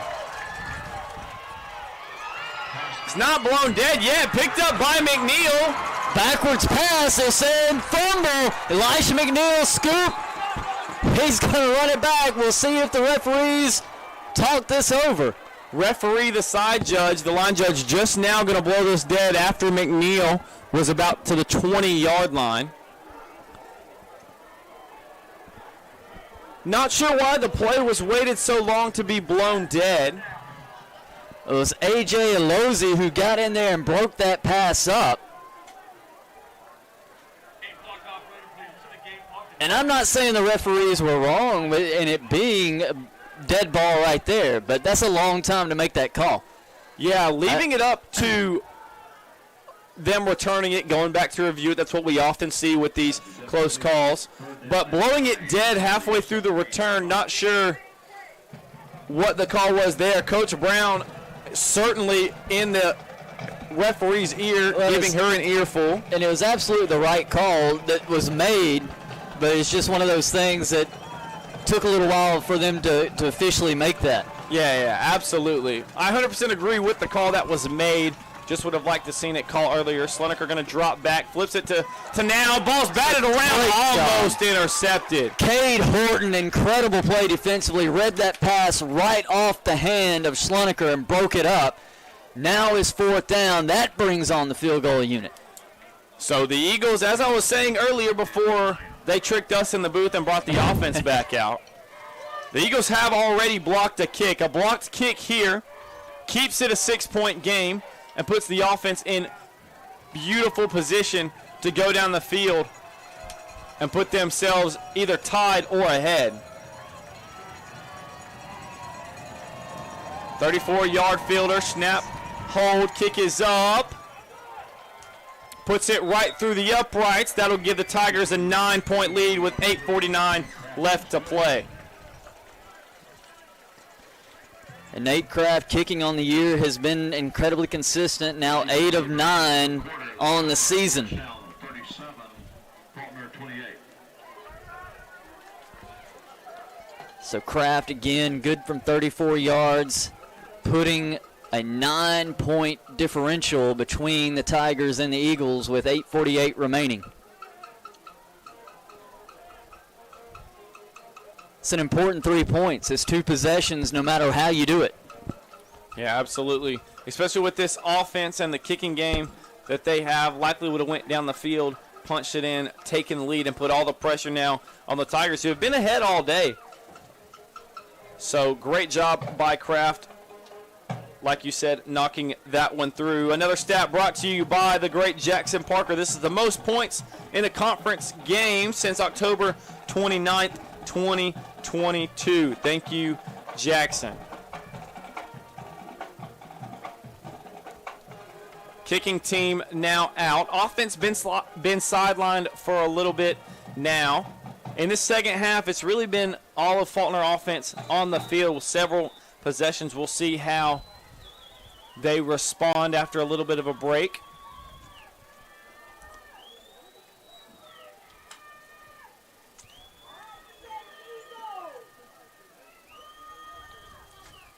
Kraft boots it away. This one over the head of Borden and into the end zone for a touchback, and on will march Deuce Marshall and the Faulkner offense.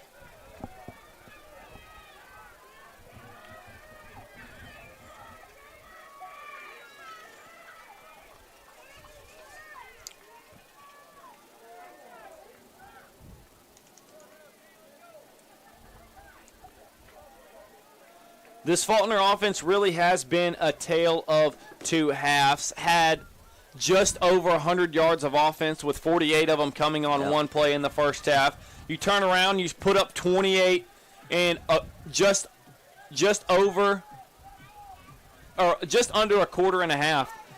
And so you're going to try and keep this success going. What do you do if you're the offensive coordinator? And more of the same. You're letting Deuce Marshall be Deuce Marshall, moving him around, making him throw the ball on plane like that, and letting him run the football. And now that's going to do things like what we just see on this play here. Robin Harris up the middle for 9 yards right at a first down marker. Everybody's having to, that defense, entire defense having to key in on Deuce Marshall because you don't know what he's going to do. So you get that opportunity. Now that's going to make things easier for your run game and for your offensive line and everything else. Brings up 2nd and 1. Deuce in the empty. Trips to the top of your screen. Marshall catches the snap, fakes. He's going to quarterback draw. Tries to step around the defender. He does. Picks up the first down with a gain of 2. That'll move the chains. Deuce Marshall on the carry. Tackle on the play made by Ben Reeves. First down, Eagles. Faulkner offense in business. 1st and 10 at the 36-yard line. Marshall still in the empty. A different look now. Faulkner going bunch. Bringing Harris in motion. Going back to that power read. Harris gets toward the sideline. Stiffs arm a tackler. Picks up 4. Good job of that Georgetown defense stringing that out. Tackle was made out on the corner by Ethan Mulba there, the sophomore. Oh, excuse me, not 4. Pickup of 2 by Harris. Offense going right back to that empty look on this 2nd and 8. 7 minutes left to play here this afternoon.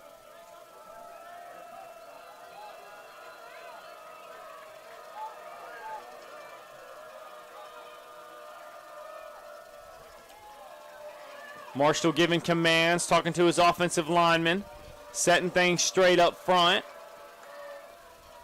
Catches the snap.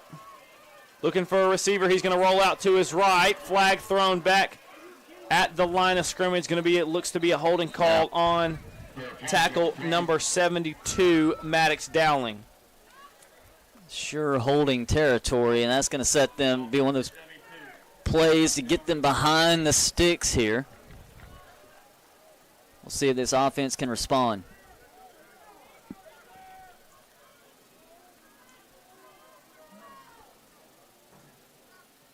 Something you don't want to see there from the offense. Technical name for that is a drive killer, which absolutely, when you're fighting down 9 points, you got to have the ball at least one more time. And putting yourself 10 yards back is not going to be the way to do it.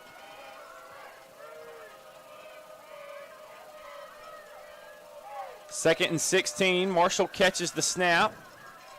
Good pass, bro. Flips it over the middle of the field. He's got a receiver. Ball's punched out.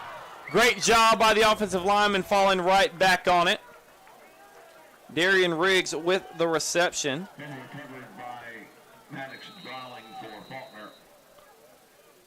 Got a Georgetown Tiger down on the field. And as the training staff tends to him, we'll step away.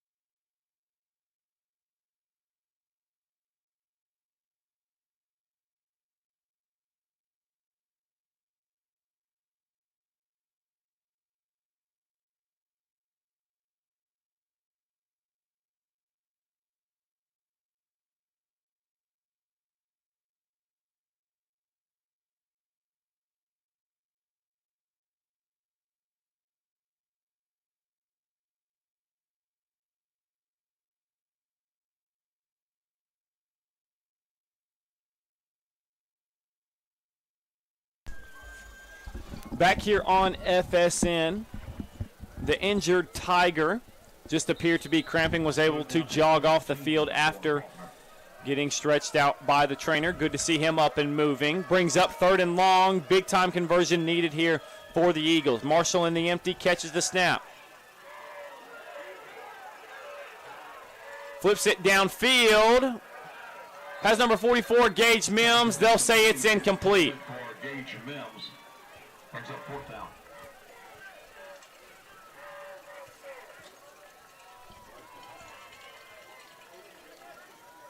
4th and 13. With 5:58 remaining. You got to lead the offense out on the field, and it's hard to get that 13 yards on that one play with the defense expecting it. Yeah, absolutely. The ball maybe a yard longer or a yard more inside could have left Faulkner with the first down, not having to go against the sticks here on 4th down. Trips to the top of your screen. Play action. Georgetown sending 3. Marshall going to take a shot. Looking for... Gets the pass interference called, Otis Riggs. There's a flag on the play. Ball underthrown there.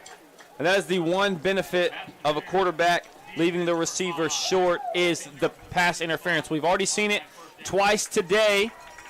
This time it goes in Faulkner's favor. And that will help counteract that holding penalty that pushed them so far back to begin with. And Faulkner's back in business with 5:51 left to play. 1st and 10 for the Eagles on the 48-yard line.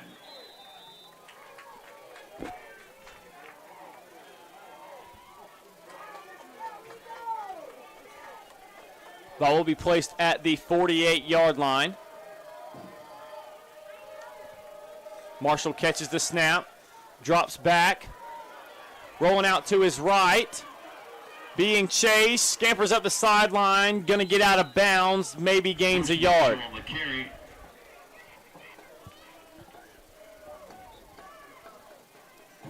Forced out of bounds by Ethan Luba.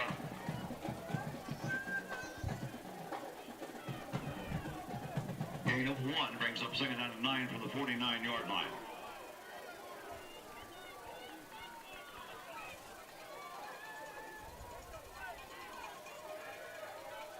Second and 9 here. Marshall quarterback draw. Makes the man miss. Gets all the way to the 44-yard line. Going to bring up 3rd and 2. Clayton Nurture.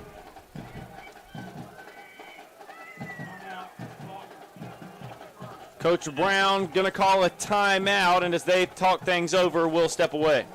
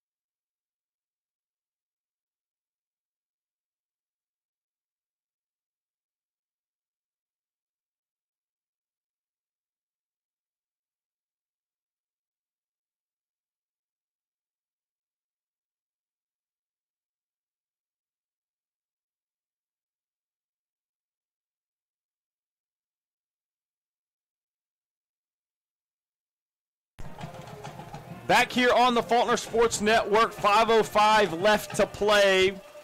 3rd and 2. Ball on the Georgetown 44-yard line. Handoff to Robin Harris. Picks up a first down and more. Finds a seam. Jump cut.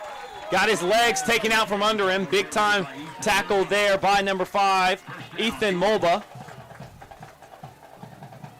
with blockers out in front. Big time tackle there from Mulba, or Robin Harris could still be running. 16-yard run for Robin Harris on that one. He's got now 55 yards in this contest. Trips to the bottom of your screen. 1st and 10 on the 29. Marshall fakes the pitch to Harris, goes up inside, pushing the pile. They're going to give him, looks to be a 6-yard gain. 2nd and 4 on the 23-yard line.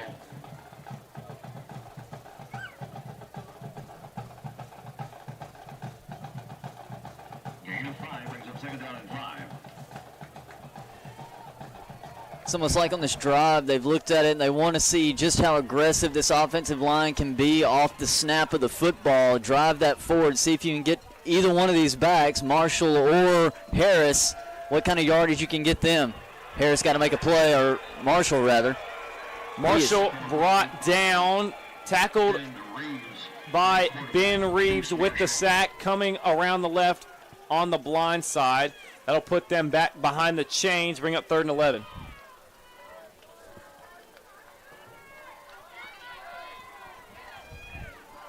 .329 left.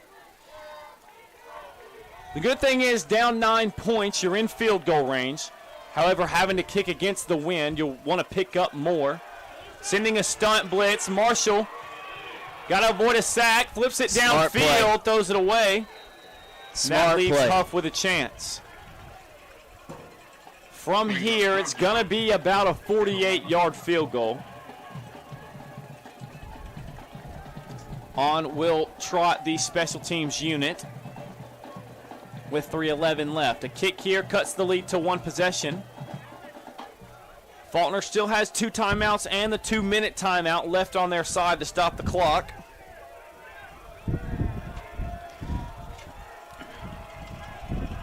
But you got to have this field goal right here. Blocked. Kick is blocked, recovered by the Tigers, and that will likely do it. Huff with the win, had to go low on the kick to try to get under it and get the power through it.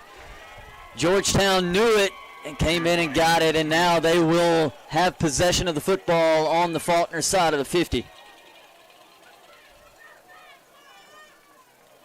3:03 left to play in a 9-point lead. Georgetown likely going to use a lot of the clock here, likely put it away. What a battle, however, we've seen today.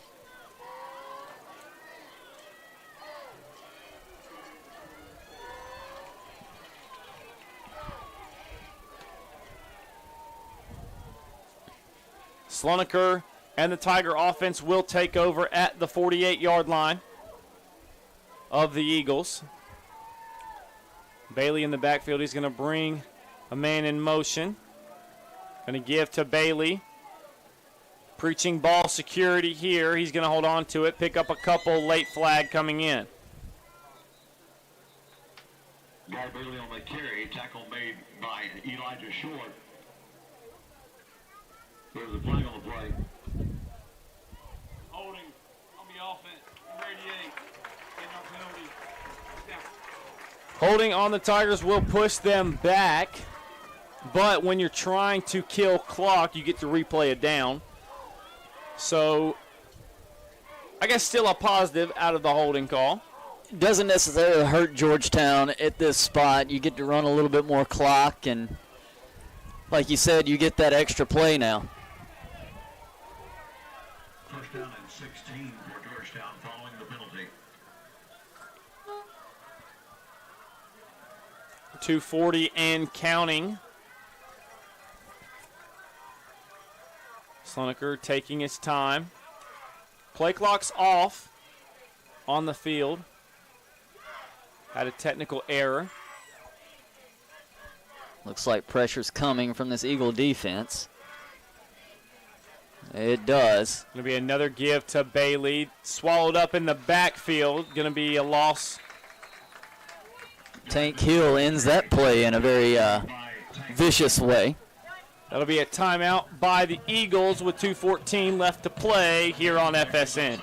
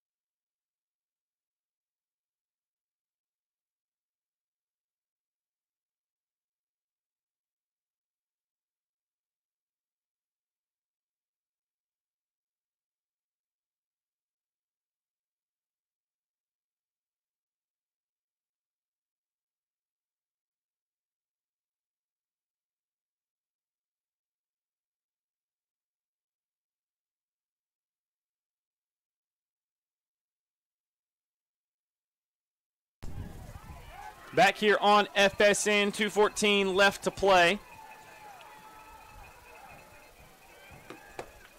Slonaker with another give to Bailey. Got another flag thrown. In the area of holding. We'll see what it is. Definitely going to be another holding call here, but most likely going to decline this penalty. You're in 3rd and long. You don't want to give them another down to run even more clock. A couple players slow to get up.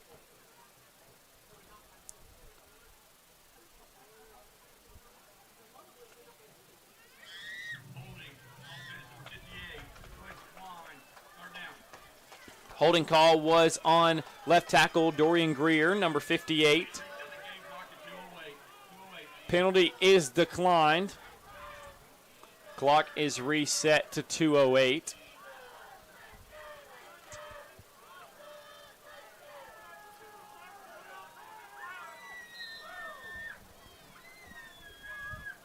Clock will start to run. That'll get us down to the 2-minute timeout here in the 4th quarter. 9-point game with 2 minutes left to play. If Faulkner wants any chance in this one, they need to stop. We'll be right back on FSN.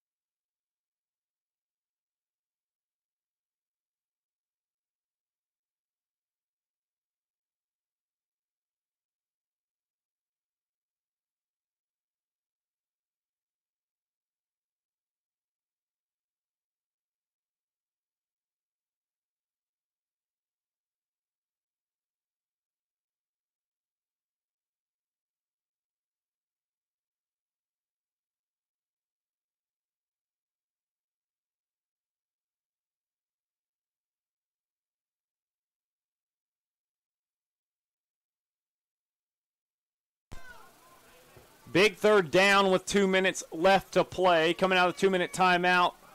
Going to be 3rd and 14. Slonaker in the backfield with Bailey. Brings a man in motion. Going to be just another handoff. Swallowed up in the backfield. Ball's out. Stripped out. That could have been disastrous for the Tigers had Slonaker not fallen right on it. That was Desmond Crenshaw on the tackle and the forced fumble.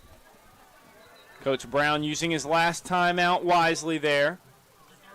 So 1:48 to put your offense on the field and try and give you some sort of chance here. Obviously, first things first, got to catch the punt. Yeah, take care of the first play first. Get the punt, get possession, and then worry about what you got to do offensively because it's a mountain offensively what you've got to do. We've already seen them convert one onside kick. We have? So we could definitely see them do it again. But like you said, got to take care of the first play first. Take it one play at a time, one step at a time, and that's how you're going to climb this mountain, as you said. 1:52 left to play in this one. Faulkner's got to have the ball at least twice. If that field goal would have been good, they'd be down 6 getting the ball back right now.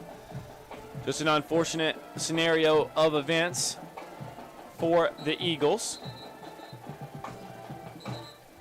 Yeah, the blocked field goal, all the difference in the world right now.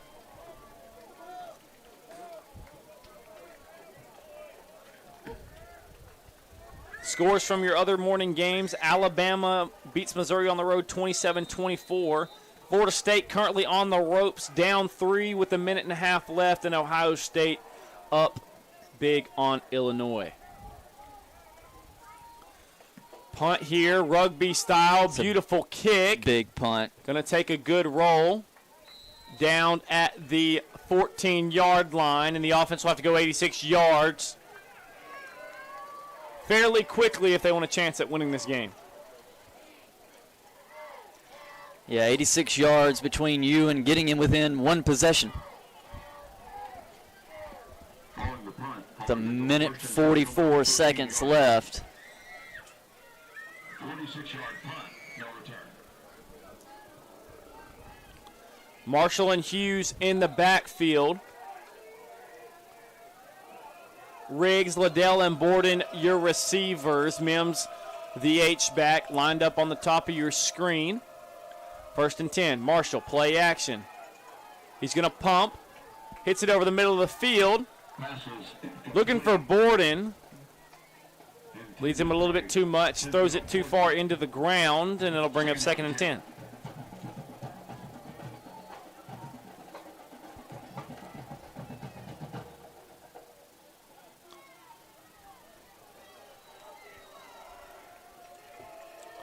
Second and 10 from the 14-yard line. This time, the offense going on a 2-by-2 look, bringing in Devin Townsend. Marshall dropping back, stepping up.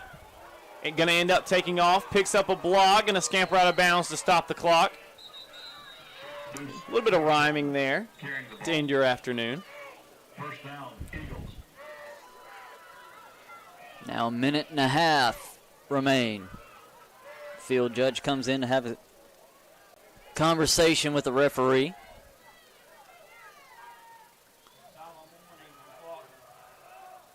Sideline warning on the Eagles.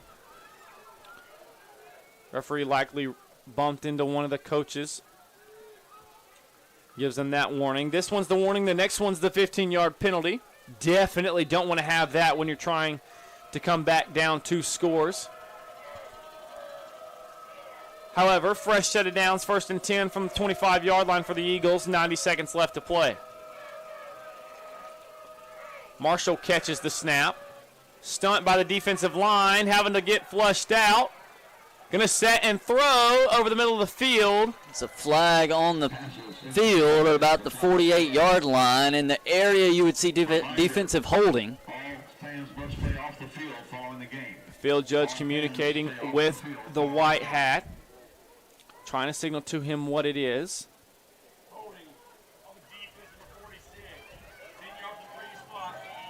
And it is defensive holding, so 10-yard penalty, free first down for the Eagles. That one on number 46, Darian Neal. And we'll go ahead and throw the plug out there. Stay tuned for Faulkner Sports Network. 2 soccer games to follow this one this afternoon. So if you're into the beautiful game, you can listen to Carter Moles as he will be announcing for our Lady Eagles and our men's team.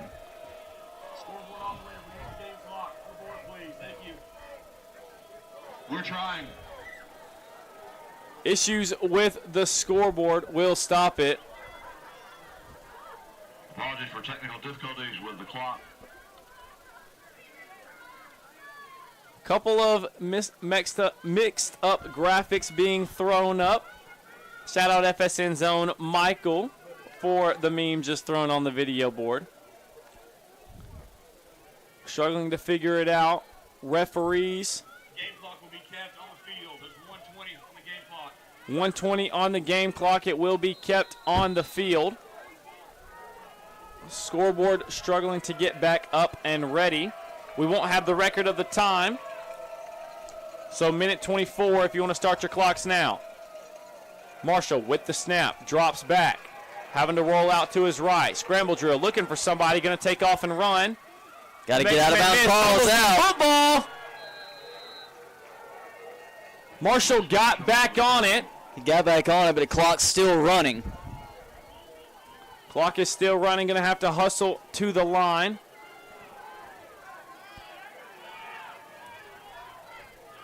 Scoreboard is back up, but the clock is not right. Marshall catches the snap. Dropping back, having to roll out once again. Throws off his back foot, throws it out of bounds, and that will stop the clock. This is incomplete. That's 36 seconds on the game clock. 36. 36 seconds to play. That was an impressive throw for Marshall. Like you said, off his back foot and just flicked it 40 yards down the field out of bounds. Yeah, smart play, trying not to force anything. 36 seconds left now on the game clock. A big chunk of time taken off the clock since Marshall was tackled inbounds instead of getting his way out of bounds. 36 seconds, 3rd and 2. The comeback getting more improbable by the second as Marshall's going to drop back. Good rush there from the Tigers. He's going to roll out with plenty of room to run and get out of bounds for a first down and in Tiger territory. Marshall on the carry, first down, Eagles. There's 28 seconds in the game clock. 28 on the snap. 28 seconds left on the game clock. Scoreboard back up and fixed.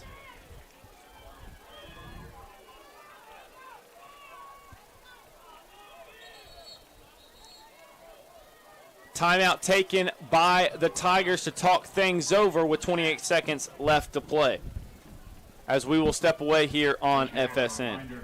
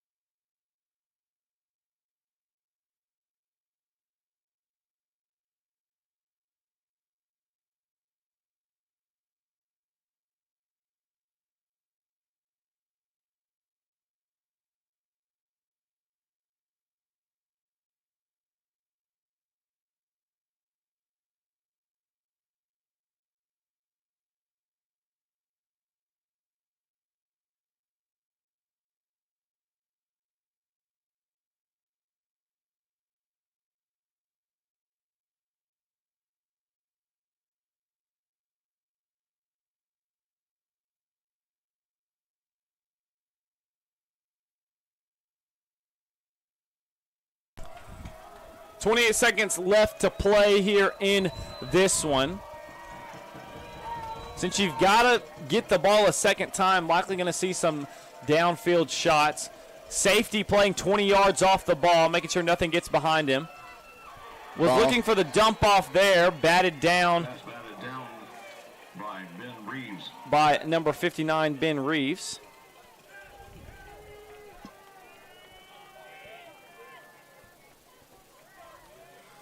.23 seconds left on the game clock. 2nd and 10.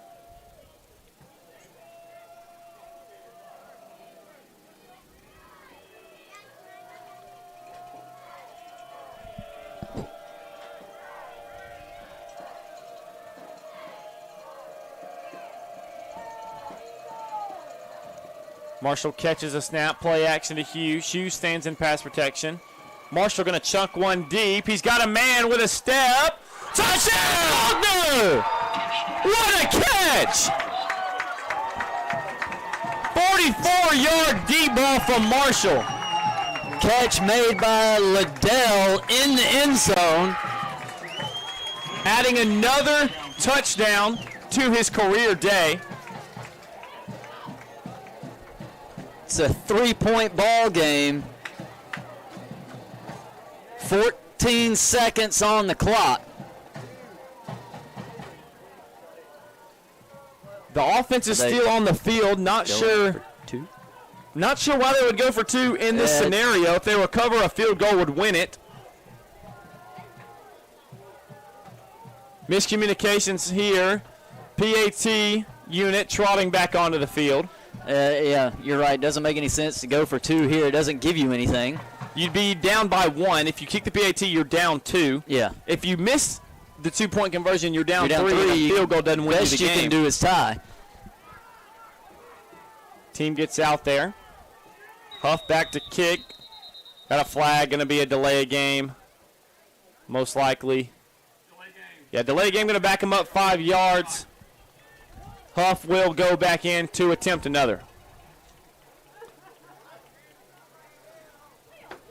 That blocked field goal's really hurting now. That touchdown would have put him in the lead with 14 seconds left. Not saying that Georgetown would have done anything different, likely if they had the ball being up one possession instead of 2. But when you look at the game of what ifs, that's a big one.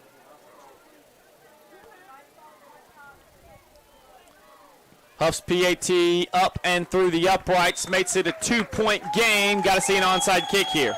We've already seen them recover one. That was surprise onside. Yeah. We'll see how it goes when they expect it. Right. Remember, got to go 10 yards before it can be touched by the offense, all those things. And the onside kick's hard enough as it is, but when you know it's coming, it makes it that much more difficult to pull off. If you recover the onside kick, you're probably left with right at about 10 to 11 seconds left to At play. best, You've got to gain more yards to put Huff in field goal range. Huff is a great kicker, but in this scenario, he has to kick against the wind. And it's going to be a very, very, very long field goal.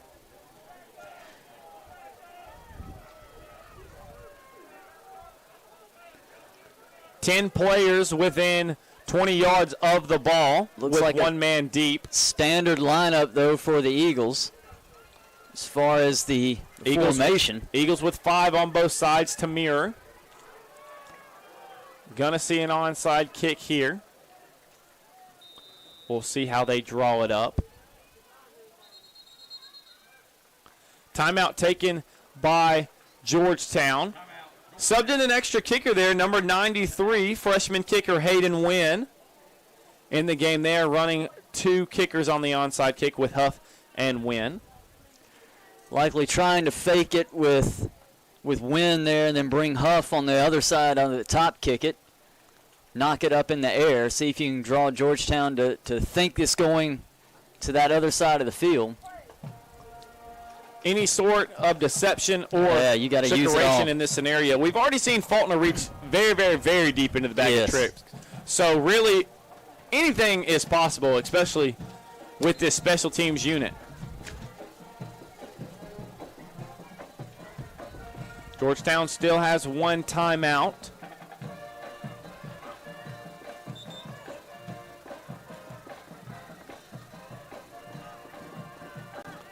On trots the special teams unit. Hayden Wynn and Jacob Huff both out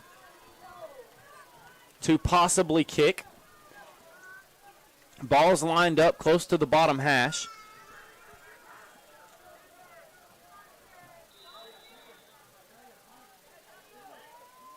Onside kick from Huff. Onside kick from Wynn, recovered by the Tigers, and that will do it. There's your ball game. Amid any bad snaps or any unusual plays, it will be a 37-35 win by the Georgetown Tigers. Yeah, this is a come out, snap the ball, take your knee, take it to the house. Georgetown rolled in the first half, and you really felt this one was, and it felt that way, even though it was just a 14-0 ball game. But Georgetown really controlled that first half in really every imaginable stretch, and then that third quarter, the Eagles just poured it on, 21 unanswered points. The impressive backflip from Bailey there. The Bruiser with the backflip will lock up this win, 37-35. In the second half, Faulkner outscored the Tigers 35-23, but nonetheless, that will do it for this afternoon. Thank you for tuning in to another edition of Faulkner Football on the Faulkner Sports Network. Faulkner Soccer, I think, kicks off at about 5 o'clock tonight with the men's and women's team both playing, so tune in on the YouTube channel for that this evening. Thank you for spending your day with us. I'm Judd Bailey alongside David Turner, statistician Jackson Parker in the box, and from everyone at FSN, thank you for spending your Saturday with us. God bless and go Eagles.